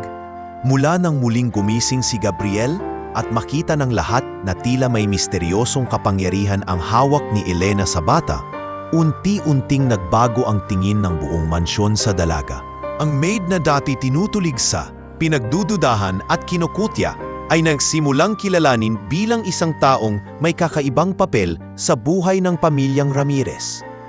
Isang umaga, habang kumakain ng agahan ng pamilya kasama ang ilang piling kasambahay, biglang nagsalita si Gabriel. Payapa ang kanyang mukha, ngunit malakas at buo ang kanyang tinig. Papa, Mama, gusto ko pong laging kasama si Ate Elena. Kapag siya ang kasama ko, parang hindi ako natatakot. Parang lumalakas ako. Napatigil si Don Ramon at Doña Isabela. Ang mga doktor at kasambahay na naroon ay napatingin din kay Elena. Namula ang kanyang pisngi at napayuko, nahihiya sa bigat ng tingin ng lahat. Ngunit ngumiti si Doña Isabela, hinaplos ang buhok ng anak at tumingin kay Elena. Anak, hindi mo kailangang mag-alala. Mananatili sa tabi mo si Elena. Siya ay mahalagang bahagi na ng ating pamilya. Halos mapaiyak si Elena sa mga salitang iyon. Hindi niya inakalang maririnig niya mula sa mayamang ginang na itinuturing siyang higit pa sa isang maid. Ngunit hindi pa rin ganap na kumbinsido si Don Ramon. Tumikim siya at malamig na nagsalita. Baka masyado na tayong umaasa sa isang tao. Hindi ba't dapat ang mga doktor ang may kontrol dito? Ngunit bago pa siya makapagsalita pa ng mas matindi, sumabat si Dr. Alvarez. Don Ramon, bilang isang doktor, aaminin ko, hindi namin kayang ipaliwanag ang nangyari. Ngunit malinaw na ang presensya ni Elena ay nakakatulong kay Gabriel. At kung iyon ang kailangan ng bata upang patuloy na lumakas, marahil iyon ang dapat nating tanggapin. Tahimik na napasandal si Don Ramon sa kanyang upuan. Bagamat hindi pa rin maalis ang pagdududa, hindi rin niya maitatanggi ang katotohanan. Buhay ang kanyang anak at tila may kinalaman ang simpleng maid na ito. Mula noon, nag-iba ang trato ng mga kasambahay kay Elena. Kung dati binabalewala siya, ngayon ay pinupuri na ang kanyang kasipagan at malasakit. Isang gabi, habang naguhugas siya ng mga pinggan, nilapitan siya ni Cora.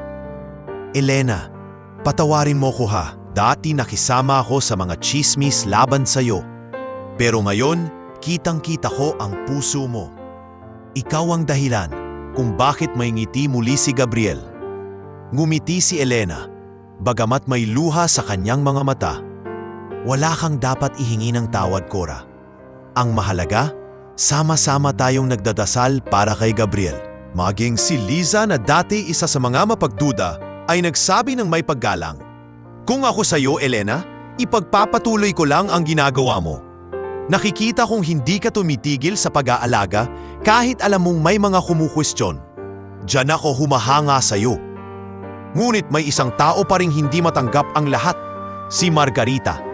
Sa kabila ng pagbabagong tingin ng lahat kay Elena, nanatili siyang puno ng inggit at galit. Isang gabi, kinausap niya si Don Ramon sa veranda. "Don Ramon, hindi ba kayo nagtataka? Bakit siya lang? Baka delikado ito. Baka may tinatago siyang sikreto na ikapapahamak ng pamilya." Naningkit ang mga mata ni Don Ramon, ngunit hindi na siya kasing lakas ng dati ang paninindigan. "Hindi ko alam, Margarita. Hindi ko maipaliwanag." Pero sa ngayon, wala akong ibang nakikita kundi ang katotohanang buhay ang anak ko dahil sa kanya. Mas lalong nagnitngit si Margarita. Hindi pwedeng magpatuloy ito. Kailangang malaman natin ang totoo tungkol sa kanya. Habang nagpapatuloy ang mga pagbabagong ito, si Gabriel ay unti-unting gumagaling. Nagsimula na siyang makalakad-lakad sa hardin kasama si Elena. Isang araw, habang magkasabay silang naglalakad, ngumiti siya at nagsabi, "Ate Elena, kapag lumakas na ako, gusto kong ipasyal kita sa mga lugar na hindi mo pa napupuntahan. Ayokong ikaw lang ang palaging nagsasakripisyo para sa akin." Napangiti si Elena, hawak-hawak ang kamay ng bata. "Hindi ko kailangan ng kapalit, Gabriel. Ang makita kang malusog at masaya ay sapat na para sa akin." Ganit sa puso niya, dama niyang nagbabago ang kanyang mundo. Ang dating pangarap lamang na makaahon sa kahirapan ay tila may bagong kahulugan. Sa piling ng pamilya Ramirez, natagpuan niya hindi lamang ang isang trabaho, kundi isang lugar kung saan naramdaman niyang mahalaga siya. Isang bagay na hindi kailanman naibigay ng kanyang nakaraan. Sa mga sumunod na araw, tinawag siya ni Doña Isabela sa kanyang opisina. "Elena, panimula ng ginang, alam kong hindi mo inaasahan ito, pero nais kong ipagpatuloy mo ang iyong pag-aaral. Kami na ni Ramon ang gagastos. Hindi ka man namin kadugo, itinuring na kitang anak." Napaluha si Elena, hindi makapaniwala sa narinig. "Senyora, hindi ko po alam kung paano kayo pasasalamatan. Ang tanging alam ko po ay ibibigay ko ang lahat ng kaya ko para hindi kayo magsisi sa tiwala ninyo." Lumapit si Doña Isabela at niyakap siya. "Hindi kami magsisisi, anak. Ang puso mo ang pinakamahalaga." Sa gabing iyon, habang nafatanaw si Elena mula sa bintana ng kanyang maliit na silid, napaisip siya. Mula sa isang hamak na probinsyana, ngayon ay nagkakaroon ako ng bagong pagkatao. Ngunit alam kong marami pang pagsubok ang darating. Kailangan kong manatiling matatag. At sa kabilang bahagi ng mansyon, nakaupo si Don Ramon, tahimik na iniinom ang kanyang alak. Tinitigan niya si Elena mula sa malayo. Hawak ang kamay ni Gabriel. Habang nakangiti ang bata, hindi pa rin siya ganap na kumbinsido, ngunit isang bagay ang malinaw sa kanya. Ang maid na ito, na dati wala siyang tiwala, ay unti-unti nang nagiging haligi ng kanilang tahanan. At sa gabing iyon, sa kabila ng mga pagdududa at inggit na nananatili, ang pader ng tiwala ay nagsimulang mabuo. Isang pader na magbabagong hindi lamang sa buhay ni Elena, kundi sa kapalaran ng buong pamilya Ramirez. Mula nang ituring si Elena na hindi na lamang basta kasambahay kundi bahagi na ng pamilya Ramirez, unti-unting nagbukas ang pinto ng mas maginhawang kinabukasan para sa kanya. Hindi na siya ang tahimik na dalagang palaging nakayuko at iniiwasan ng mga kasamahan. Ngayon, siya ay isang taong may halaga, hindi lang sa paningin ni Doña Isabela kundi maging kay Gabriel, na araw-araw ay mas nagiging malakas. Isang umaga, tinawag siya ni Doña Isabela sa opisinang mansion. Nakaupo roon ang ginang, hawak ang ilang papeles. "Elena, Malumanay niyang panimula. Naisip ko na dapat ay bigyan ka namin ni Ramon ng pagkakataon. Alam kong matagal mo nang isinakripisyo ang iyong pangarap para lang matulungan ang pamilya mo. Kaya mula ngayon, nais kong ipagpatuloy mo ang iyong pag-aaral. Kami na ang gagastos sa lahat. Nanlaki ang mata ni Elena at halos hindi makapagsalita. Senyora, hindi ko po alam kung paano kayo pasasalamatan. Hindi ko po ito inaasahan. Ngumiti si Doña Isabela at hinawakan ang kamay niya. Hindi mo kailangang magpasalamat. Nararapat lamang ito sa isang gaya mo. Ang pagmamahal at malasakit mo kay Gabriel ang dahilan kung bakit nandito pa siya ngayon. Kung wala ka, wala ring milagro. Naluha si Elena at mahigpit na yumathap sa ginang. Pangako po gagawin ko ang lahat para hindi kayo magsisi. Gusto ko pong ipagmalaki ninyo ako. Sa mga sumunod na araw, sinimulan ni Elena ang kanyang bagong yugto. Pinayagan siyang pumasok sa kolehiyo habang nananatili pa ring tumutulong sa mansyon tuwing wala siyang klase. Sa unang araw niya sa paaralan, nakasuot siya ng simpleng uniforme, dala ang ilang gamit na ibinigay ng pamilya Ramirez. Habang naglalakad siya sa campus, dama niya ang kaba at saya. Hindi ko akalaing makakapasok pa ako rito, bulong niya sa sarili. Mula sa baryo, ngayon ay nasa Maynila ako, nag-aaral. Samantala, si Gabriel ay lalo pang lumalapit kay Elena. Tuwing uuwi ito mula sa klase, masiglang sumasalubok ang bata. Ate Elena, ano na naman ang natutunan mo? Kwento mo sa akin. Masayang ibinabahagi ni Elena ang kanyang mga karanasan sa paaralan. Alam mo, Gabriel, pinag-aralan namin kanina ang tungkol sa kasaysayan ng bansa. Naisip ko balang araw, gusto kong maging guro para marami akong matulungang bata, gaya ng pagtulong mo sa akin para mangarap. Mumiti si Gabriel at hinawakan ang kanyang kamay. Kapag naging guro ka, ako ang magiging unang estudyante mo. Pero huwag mong kalimutang ako ang paborito mong alaga. Ang mga ganitong tagpo ay nagbigay inspirasyon, hindi lamang kay Elena, kundi maging kay Doña Isabela.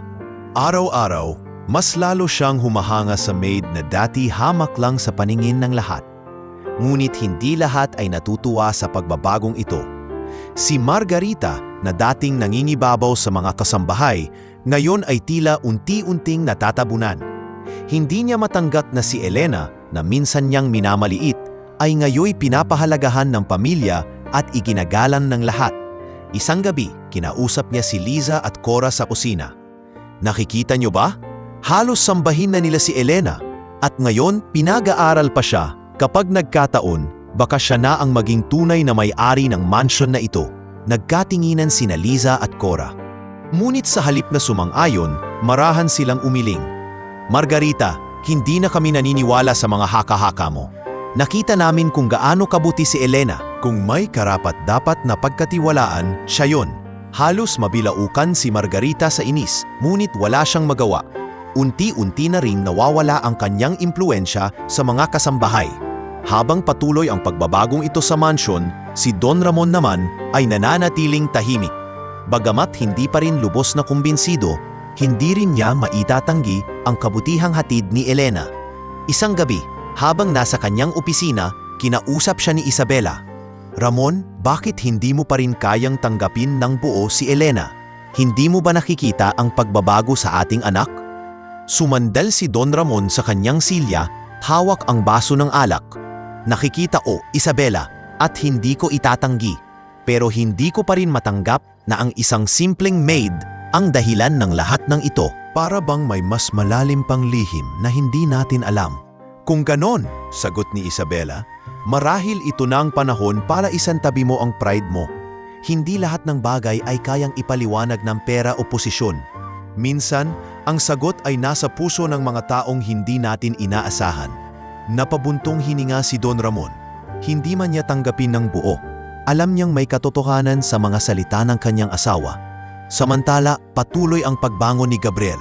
Unti-unti na siyang nakakalakad ng mag-isa sa hardin.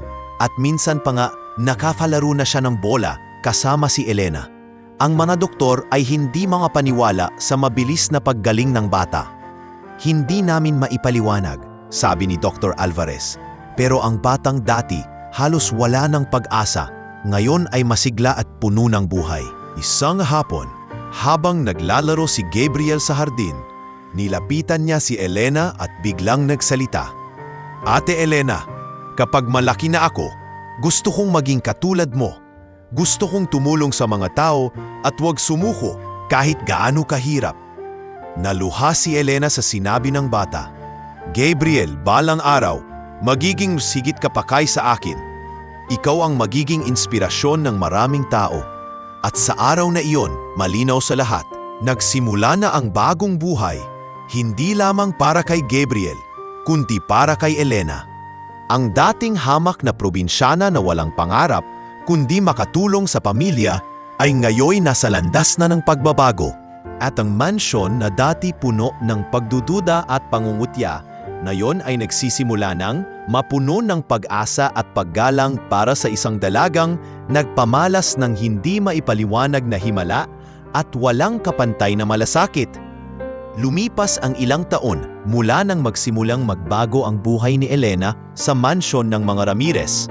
Habang siya'y nagpapatuloy sa kanyang pag-aaral sa kolehiyo, si Gabriel naman ay unti-unting lumalakas. Ang dating batang laging naahiga sa kama ay ngayoy isang binatang puno ng sigla at pangarap. Sa kanilang dalawa, mas lalong tumibay ang ugnayan. Isang ugnayang malamlam ang sinag ng araw at ang simoy ng hangin ay banayad. Bitbit ni Elena ang ilang aklat na ginagamit niya sa pag-aaral. Samantalang si Gabriel ay may hawak na sketchbook kung saan niya iginuguhit ang mga bagay na nagbibigay ng inspirasyon sa kanya. Ate Elena, panimula ni Gabriel, tingnan mo ito. Inabot niya ang sketchbook na may guhit ng isang babae na nakaupo sa ilalim ng puno. Malinaw ang pagkaahawig kay Elena. Ang kanyang maamong mukha, ang simpleng ngiti at ang payapang anyo. Napatitig si Elena sa guhit at napangiti. Gabriel, bakit ako ang iginuhit mo? Dahil ikaw ang inspirasyon ko, tugon ng binata, seryoso ang tinig. Kung hindi dahil sa'yo, baka hindi ko narating ang ganitong lakas. Ikaw ang dahilan kung bakit gusto kong mabuhay at mangarap. Namula si Elena at sandaling napatigil. Ramdam niya ang kakaibang tibok ng kanyang puso. Hindi iyon ang unang pagkakataon na naramdaman niyang espesyal si Gabriel sa kanya. Ngunit ngayon lang ito tuluyang naging malinaw. Mula noon, mas nabing malapit sila sa isa't isa. Kapag wala si Elena sa klase, madalas silang mag-usap tungkol sa mga pangarap. Si Gabriel, na dati walang lakas para mangarap, ngayon ay nagsasabing gusto niyang maging arkitekto upang makapagpatayo ng mga gusaling magbibigay ng tahanan sa mga taong walang tirahan. Si Elena naman ay patuloy na nangangarap na maging guro. Ngunit napansin ni Doña Isabela ang kakaibang kislap sa mga mata ng dalawa tuwing magkasama. Isang gabi, kinausap niya si Elena sa kanyang silid.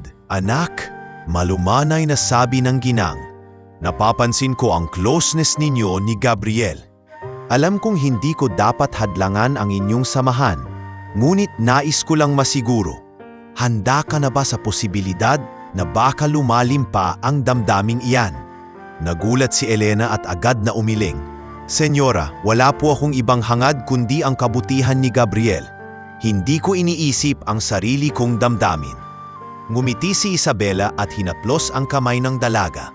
Hindi ko sinasabing masama iyon, Elena. Minsan, ang puso natin ay kumikilos ng hindi natin namamalayan. Basta ang hiling ko lang, huwag mong kalimutan ang sarili mong mga pangarap. Samantala, si Don Ramon ay nagsimulang makaramdam ng pangamba. Nakita niya kung paano tumitingin si Gabriel kay Elena at alam niyang higit pa sa pasasalamat ang damdaming iyon. Hindi pwede. Bulong niya sa sarili habang nakatanaw mula sa veranda. Hindi pwede na ang anak ko na tagapagmana ng lahat ng ito ay mahulog sa isang maid lamang. Ngunit kahit anong gawin niya, hindi niya mapigilan ang taglapit ng dalawa. Isang gabi, habang magkasamang nagbabasa ng aklat sina Elena at Gabriel sa silid-aklatan, biglang nagsalita si Gabriel. Elena, hindi ko alam kung paano ko sasabihin ito, pero iba ang nararamdaman ko para sa iyo. Hindi lang bilang tagapag-alaga, hindi lang bilang kaibigan, mahal kita. Natigilan si Elena, hawak pa rin ang aklat na halos malaglag mula sa kanyang mga kamay. Hindi niya alam ang isasagot. Sa kanyang puso, alam niyang may katotohanan din ang mga salitang iyon. Ngunit ang kanyang isip ay puno ng alinlangan. Gabriel, huwag mong sabihin iyan. Baka masaktan ka lang. Baka masaktan din ako. Hindi tayo pareho ng mundo. Ngunit hinawakan ni Gabriel ang kanyang kamay, mariin at puno ng tapang. Hindi mahalaga sa akin kung anong mundo mayroon tayo. Ang mahalaga, ikaw ang kasama ko. Hindi ako tatanggap ng sagot na hindi mo ako mahal. Sabihin mo lang kung totoo rin ang nararamdaman mo. Naluha si Elena at ibinaba ang kanyang ulo. Gabriel, hindi ko kayang magsinungaling. Oo, may nararamdaman ako para sa'yo. Pero natatakot ako sa magiging reaksyon ng pamilya mo. Lalo na ng papa mo. Ngumiti si Gabriel, puno ng pag-asa. Kung ganon, hayaan mo ako ang humarap sa kanila. Ako ang bahala. Sa mga sumunod na araw, mas naging malinaw sa lahat ang kanilang pagkakalapit. Si Doña Isabela ay tahimik lamang na nakamasid. Ngunit halata ang ngiti sa kanyang mga mata. Alam niyang darating ang araw na kailangang tanggapin ni Ramon ang katotohanan. Ngunit si Don Ramon ay lalong nagniningit.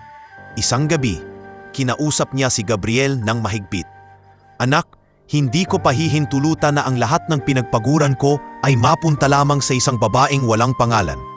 Walang yaman at walang angkan. Ngunit tumayo si Gabriel, buo ang loob. Papa, hindi ko sinusukat si Elena sa yaman.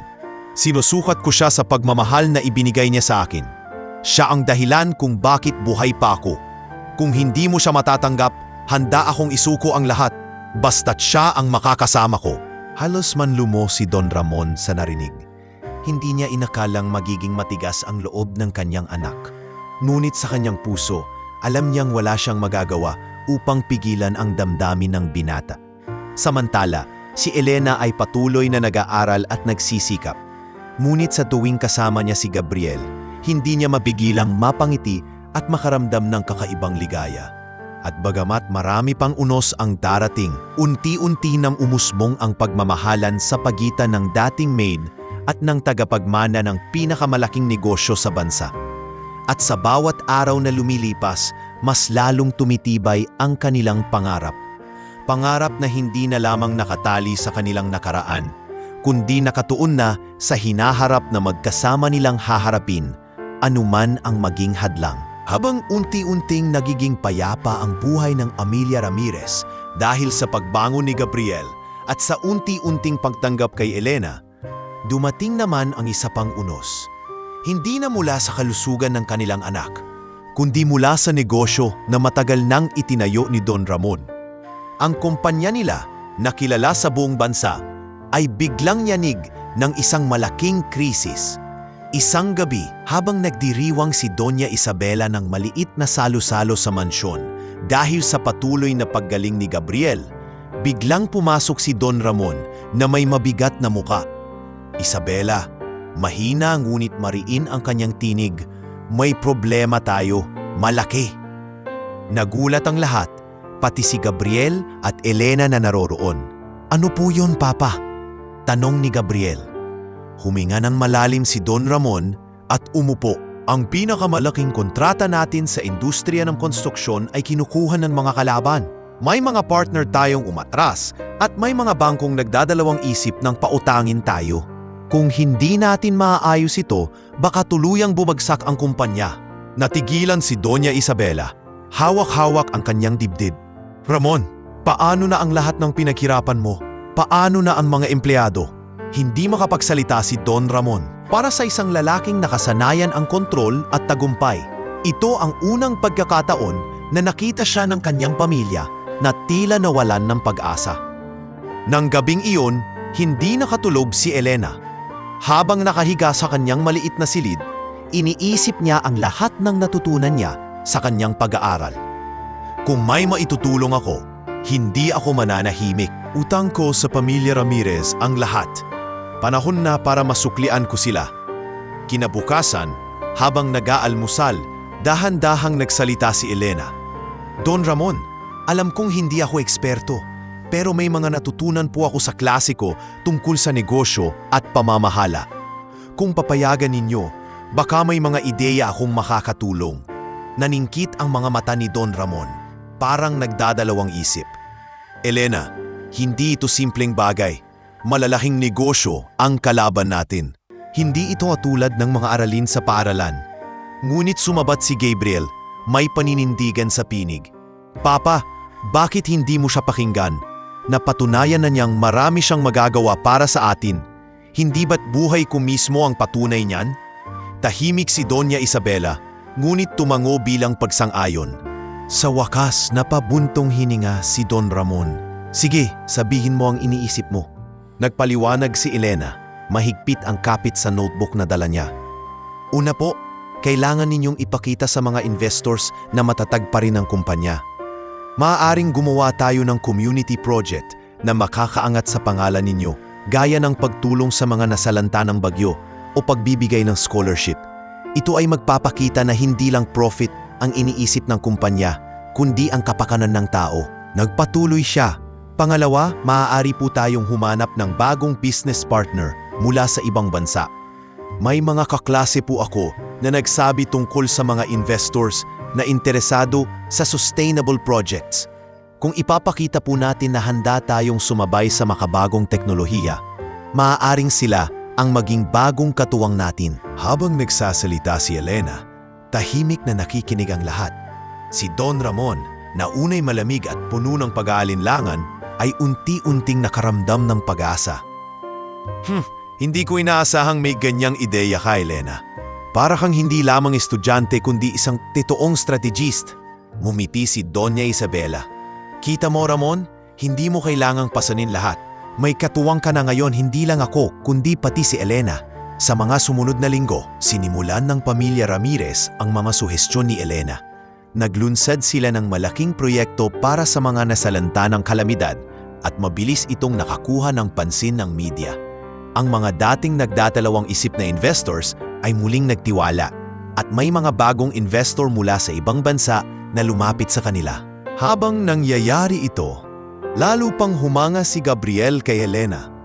Ate Elena, wika niya isang gabi habang naglalakan sila sa hardin. Hindi ka lang nakapagsalba ng buhay ko. Ngayon sinasagip mo rin ang kumpanya ng pamilya. Hindi ka nalang basta tagapagligtas. Ikaw na ang dahilan kung bakit kami patuloy na lumalaban. Napaluha si Elena at numiti. Gabriel, hindi ko ito ginagawa para sumikat o para magpasalamat kayo sa akin.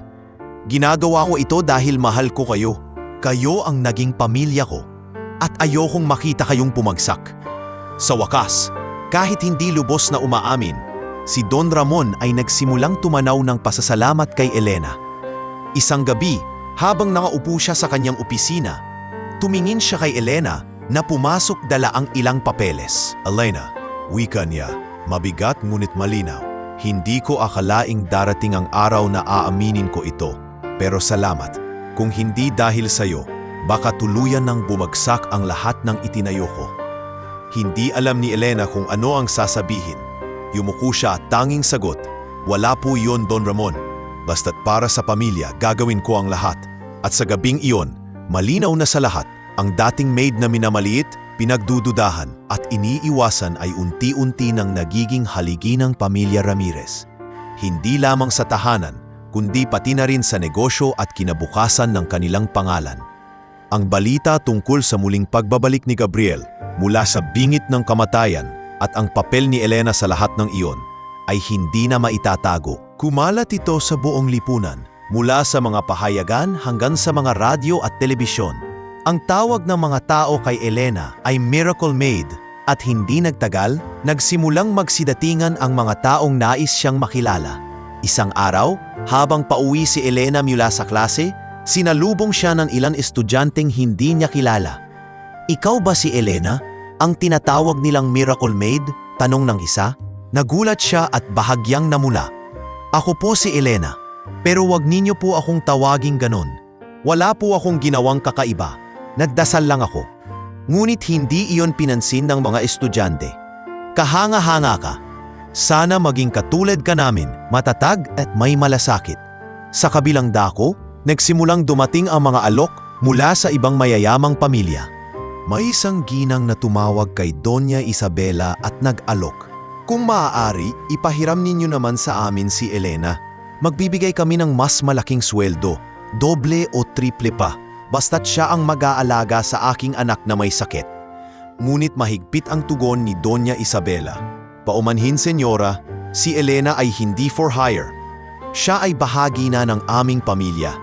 Hindi siya maaaring bilhin ng kahit anong halaga. Ikinuwento ni Isabela kay Elena ang mga alok at nagulat siya. Senyora, hindi ko po alam na may ganitong mga tao. Pero sigurado po kayo na hindi ninyo ako ibibigay? Hinawakan ni Isabela ang kanyang mga kamay at ngumiti. Anak, hindi ka na namin tinitingnan bilang kasambahay. Isa ka ng Ramirez para sa amin. Kahit sino pa ang mag-alok, hindi ka namin ipagpapalit. Samantala, sa lipunan, lalong sumikat ang pangalan ni Elena. May mga pahayagan na nais siyang kapanayamin at may mga organisasyon na nagbigay sa kanya ng parangal. Isang gabi, inimbitahan sila sa isang seremonya ng isang foundation. Tinanggap ni Elena ang plake ng pagkilala. Ngunit bago niya ito tanggapin, nagsalita siya sa entablado. Maraming salamat po sa parangal na ito. Ngunit nais ko lamang linawin, hindi ako milagro. Ako ay isang simpleng tao lamang na nagmahal at nagtiwala. Ang lahat ng nangyari ay dahil sa Diyos at kung mayroon mang karapat-dapat, iyon ay ang batang si Gabriel na patuloy na lumalaban. Tumayo ang mga tao at pinalakpakan siya. Ngunit higit pa sa palakpak, ang kanyang kababaang loob ang lalong nagpatibay sa kanyang pangalan. Samantala, sa loob ng mansyon, mas naging malapit sina Gabriel at Elena. Sa tuwing may bisita o media na nagtatanong tungkol sa kanilang karanasan, palaging si Gabriel ang unang sumasagot. Kung wala si Ate Elena, wala ako ngayon. Hindi lang siya miracle maid, siya ang miracle sa buhay ko. Ngunit hindi lahat ay natutuwa. May mga pamilya na naiinggit sa pagkilala kay Elena. May ilang nagsasabing gawa-gawa lamang ito ng pamilya Ramirez para mapalakas ang kanilang negosyo. Ngunit nanatili si Elena sa kanyang prinsipyo, hindi siya sumasagot ng masama, bagkus ay tahimik lamang na ipinagpapatuloy ang kanyang mga gawain. Isang gabi, habang naglalakad sila ni Gabriel sa hardin, nagsalita ang binata. Ate Elena, hindi mo ba nararamdaman? Ang dami nang nagbabago dahil sa'yo? Hindi ka na lang basta kasambahay. Ikaw ang inspirasyon ng marami. Ngumiti si Elena ngunit mariing umiling. Gabriel, huwag mong kalimutan. Ako ay mananatiling ako. Hindi mahalaga kung anong tawag nila sa akin. Ang mahalaga, nagagawa kong maging tapat sa sarili ko at sa inyo. Sa mga susunod na buwan, nagsimula ring magsilapit ang mga guro at estudyante sa kanya. Ang ilan ay humihingi ng payo tungkol sa buhay. Ang iba na may tinatanong kung paano niya napanatiling buo ang loob niya sa kabila ng lahat ng pagdududa. Ngunit, higit sa lahat, si Gabriel ay naging kanyang tagapagtanggol. Tuwing may mga tanong na tila naglalayong siraan si Elena, mabilis na sasagot ang binata. Kung may duda kayo, tingnan ninyo ako ngayon. Buhay akong patunay na totoo ang lahat ng kanyang ginawa. Sa ganitong paraan, hindi lamang si Elena ang lumalago bilang tao. Maging si Gabriel ay natutong manindigan at magsalita para sa mga taong mahalaga sa kanya. Minsan, kinausap siya ni Don Ramon. Elena, wika niya, hindi ko pa rin ganap na nauunawaan kung paano ka naging bahagi ng lahat ng ito. Ngunit isa lang ang malinaw, dahil sa'yo, hindi lang anak ko ang nailigtas, kundi pati ang pangalan ng aming pamilya. Kaya mula ngayon saan ka man makarating, dala mo ang pangalan ng mga Ramirez. Naluha si Elena sa mamasalita. Don Ramon, wala po akong ibang hiling, kundi ang manatiling tapat sa inyong pamilya. Hindi ko pa ilanmang tatalikuran ang pagmamahal na ibinigay ninyo. At sa mga gabing iyon, malinaw na hindi na basta kasambahay si Elena. Siya na ngayon ay isang simbolo. Isang huwaran ng kababaang loob, katapangan at malasakit. At sa kabila ng mga tukso at paninira, pinili niyang manatiling tapat, hindi lamang sa pamilya Ramirez, kundi sa sarili niyang pagkatao. At mula roon, lumago ang kanyang bagong pagkakakilanlan. Hindi na lang siya ang miracle maid, kundi isang babaeng nagbago ng landas ng isang pamilya at ng lipunan na minsang tinalikuran siya. Sa kabila ng bagong tiwalang natamo ni Elena at ng pagtanggap ng lipunan sa kanya bilang miracle maid, hindi lahat ay kontento. May mga taong hindi matanggap ang kanyang pag-angat mula sa pagiging isang hamak na kasambahay tungo sa pagiging simbolo ng pag-asa at katapatan. At sa mga taong iyon, nangunguna si Margarita, ang dating head maid na matagal nang uno ng inggit at galit sa kanya. Matagal nang nawala si Margarita sa mansion matapos siyang mapahiya sa harap ng lahat. Ngunit hindi doon natapos ang kanyang kwento. Sa piling ng mga taong may sama ng loob sa pamilya Ramirez, lalo na ng mga karibal sa negosyo, natagpuan niya ang pagkakataon upang bumawi. Isang gabi, nakipagkita siya sa isang matandang negosyanteng kilala sa kalaban ng kumpanya ni Don Ramon. Gusto ninyo ng paraan para masira ang pamilya Ramirez? Paninula ni Margarita. May kislap ng kasakiman sa kanyang mga mata. May hawak akong armas laban sa kanila. Nagkatinginan ang mga lalaki sa silid. Ano ang kaya mong gawin, Margarita? Tanong ng isa. Ngumiti siya ng mapai. Ang lahat ng tagumpay nila ngayon ay nakatali sa isang pangalan, Elena. Kung masisira ang imahe niya, babagsak din ang tiwala ng tao sa pamilya. At doon nagsimula ang panimagong yugto ng paninira.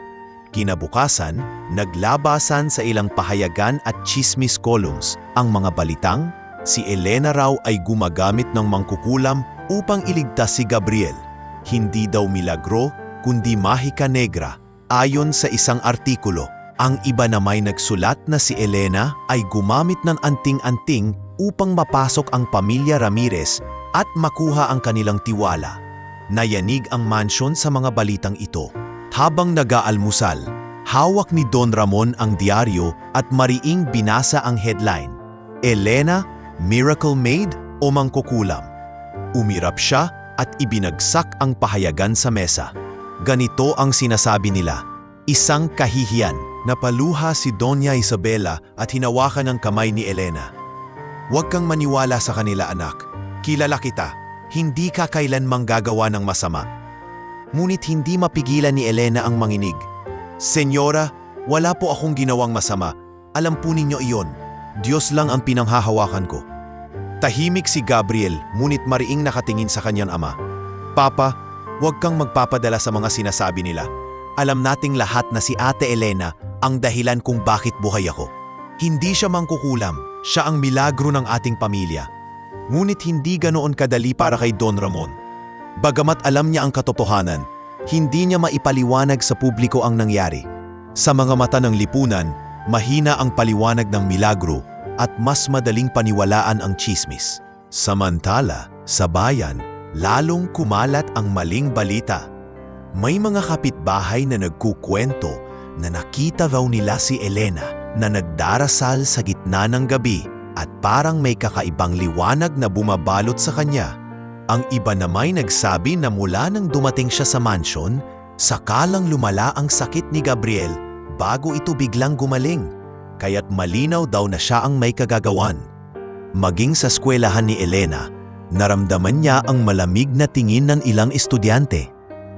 May isang kaklase pa siyang lumapit at mapanuksong bumulong. Uy, baka mamaya may dala kang kulam dyan sa bag mo. Nagpipigil siya ng luha, ngunit pinili niyang hindi lumaban. Sa halip, nagdasal siya sa kanyang puso na sana'y matapos na ang mga maling akusasyon. Ngunit higit sa lahat, ang pinakamabigat ay ang mga muling pagbabalik ni Margarita. Sa likod ng mga balitang kumakalat, siya ang lihim na nagbabayad sa mga reporter at nag-uudyok ng chismis. Hindi magtatagal, bulong niya sa sarili habang nakatanaw sa pahayagan. Babagsak din ang pagkukunwari ng babaeng iyon at ako ang magtatagumpay. Isang gabi, muling nagtipon ang pamilya sa sala. Tahimik na nagsalita si Doña Isabela. Ramon, Kailangan nating tumayo para kay Elena. Kung hindi natin siya ipagtatanggol, mawawasak siya sa mga maling paratang. Mariing tumingin si Don Ramon sa lahat. Hindi ako sang-ayon sa lahat ng kanyang ginawa noon, ngunit alam kong hindi siya masama. Kaya mula ngayon, kahit ano pa ang sabihin ng mundo, kakampi siya ng pamilyang ito. Napaluha si Elena sa narinig. Don Ramon, maraming salamat po. Hindi ko po alam kung paano ko babayaran ang tiwalang ibinibigay ninyo. Ngumiti si Gabriel at hinawakan ang kanyang kamay. Hindi mo kailangan magbayad, Ate Elena. Ang presensya mo lang ay sapat na. Hindi nila kailanman masisira ang katotohanan. At sa gabing iyon, sa kabila ng lahat ng paninira at kasinumalingan, mas lalo pang tumibay ang pagkakaisa ng pamilya Ramirez. Sapagkat sa gitna ng mga kontrabidang pilit na bumabagsak sa kanila, iisa lamang ang kanilang paninindigan. Hindi nila pababayaan ang taong minsan nang nagligtas sa kanilang anak at nagbago ng kanilang buhay magpakailanman. Makalipas ang ilang buwan ng mga pagsubok, paninira at pagdududa, dumating din ang panahon na nanaig ang katotohanan. Unti-unting lumitaw ang ebidensya laban kay Margarita at sa mga kalabang negosyo na siyang tunay na nasa likod ng mga maling balita laban kay Elena. Isang investigative journalist ang naglabas ng artikulo na naglantad sa lahat ng kabayaran at kasinungalingang kumalat sa media. Nayanig ang lipunan. Ang mga pahayagan at programang dating kumukutya kay Elena ay isa-isang naglabas ng public apology. Ang mga dating nagdududa ay biglang nanumbalik ang tiwala at muling umusbong ang pangalan ni Elena, ngayon hindi na lamang bilang Miracle Maid kundi bilang isang simbolo ng katatagan at katotohanan. Isang gabi, sa malaking bulwagan ng mansion, muling nagtipon ang pamilya Ramirez at ang kanilang mga kasamahan. Naroon si Elena, nakaupo sa tabi ni Gabriel, habang si Don Ramon ay tumayo upang magsalita. Sa lahat ng taong naririto, panimula niya, mabigat ngunit puno ng damdamin ng tinig. Nais kong ipahayag ang aking pasasalamat kay Elena. Matagal kong pinagdudahan ang kanyang papel sa ating pamilya. Ngunit ngayon, wala na akong ibang nakikita kundi ang katotohanan. Siya ang haligi ng ating buhay, ang dahilan kung bakit ang anak ko ay nandito pa at lumalaban. Elena, mula ngayon, hindi ka na iba. Ikaw ay tunay na anak ng pamilyang ito. Halos mabasag ang dibdib ni Elena sa luha at saya. Tumayo siya at yumakap kay Don Ramon. Don Ramon, hindi ko po kailanmang hinangad na maging higit pa sa isang kasambahay. Ang tanging nais ko lang ay makatulong. Pero salamat po sa pagtanggap ninyo. Hindi ko po ito malilimutan. Samantala, si Gabriel ay tuluyang nakabangon sa kanyang karamdaman. Sa bawat araw, lalo siyang lumalakas at nagiging inspirasyon ng lahat. Minsan, habang magkasamang naglalakad sila ni Elena sa hardin, nagsalita siya. Ate Elena, hindi ko malilimutan ang lahat ng ginawa mo para sa akin. Balang araw kapag ako'y tuluyan ng malakas, ako naman ang mag-aalaga sa'yo. Pangako yun. Ngumiti si Elena at hinaplos ang kanyang balikat. Hindi ko kailangan ng kapalit, Gabriel. Ang makita kang malusog at masaya ay higit na sapat na para sa akin. Sa negosyo naman, muling bumangon ang kumpanya ni Don Ramon. Dahil sa mga suhestyon ni Elena at sa tiwalang ibinalik ng publiko, nakapagtayo sila ng mga bagong proyekto na nakatulong hindi lamang sa kanilang pamilya, kundi sa libu-libong manggagawa at komunidad. Ang dating lugmok sa problema ay ngayon ay isang huwaran ng katatagan sa industriya. Hindi nagtagal, nakapagtapos si Elena sa kanyang pag-aaral. Sa araw ng kanyang pagtatapos, naroon si Doña Isabela, si Don Ramon at si Gabriel upang magsuot sa kanya ng medalya at toga. Anak, wika ni Isabela, ito ang bunga ng lahat ng iyong sakripisyo. Hindi lang ikaw ang aming miracle maid, ikaw ang aming milagro. Tumayo ang lahat at nagbigay ng masigabong palakpakan. Ngunit higit pa sa parangal, ang pinakamahalaga kay Elena ay ang pagmamahal na natagpuan niya sa pamilya at sa mga taong minsang nagduda sa kanya. Makalipas ang ilang taon, naging matagumpay si Elena, hindi lamang sa negosyo, kundi sa pagtulong sa iba. Nagpatayo siya ng foundation para sa mga batang mahihirap na katulad niya noon, upang bigyan sila ng pagkakataong makapag-aral at magkaroon ng mas magandang kinabukasan. Minsan, sa unang araw ng pagbubukas ng kanyang foundation, nagsalita siya sa harap ng mga bata at magulang. Ako si Elena. Dati akong isang simpleng maid na walang ibang pangarap kundi makatulong sa pamilya. Ngunit natutunan ko na kahit sino, gaano man kaliit ang pinagmulan, ay maaaring maging kasangkapan ng Diyos para sa mas malaking layunin. Kaya't huwag kayong titigil sa pangarap. Lahat ng bagay ay posible. Habang nagsasalita siya, nakamasid si Gabriel mula sa gilid. Ngayon ay isang matalino binata na handang maging tagapagmana ng pamilya. Sa kanyang puso, alam niyang si Elena ang kanyang inspirasyon. At sa kanyang isipan, malinaw ang isang bagay. Anuman ang dumating, mananatiling magkasama sila. Sa huli, ang hirap at milagro ng nakaraan ay nagbunga ng bagong buhay na puno ng pag-ibig, pagtanggap at pag-asa. Ang maid na minsang inisip na walang halaga ay naging ilaw hindi lamang ng pamilya Ramirez kundi ng maraming tao. At sa bawat ngiti ni Elena, nakikita ang isang kwento ng pananalig na nanaig laban sa lahat ng unos.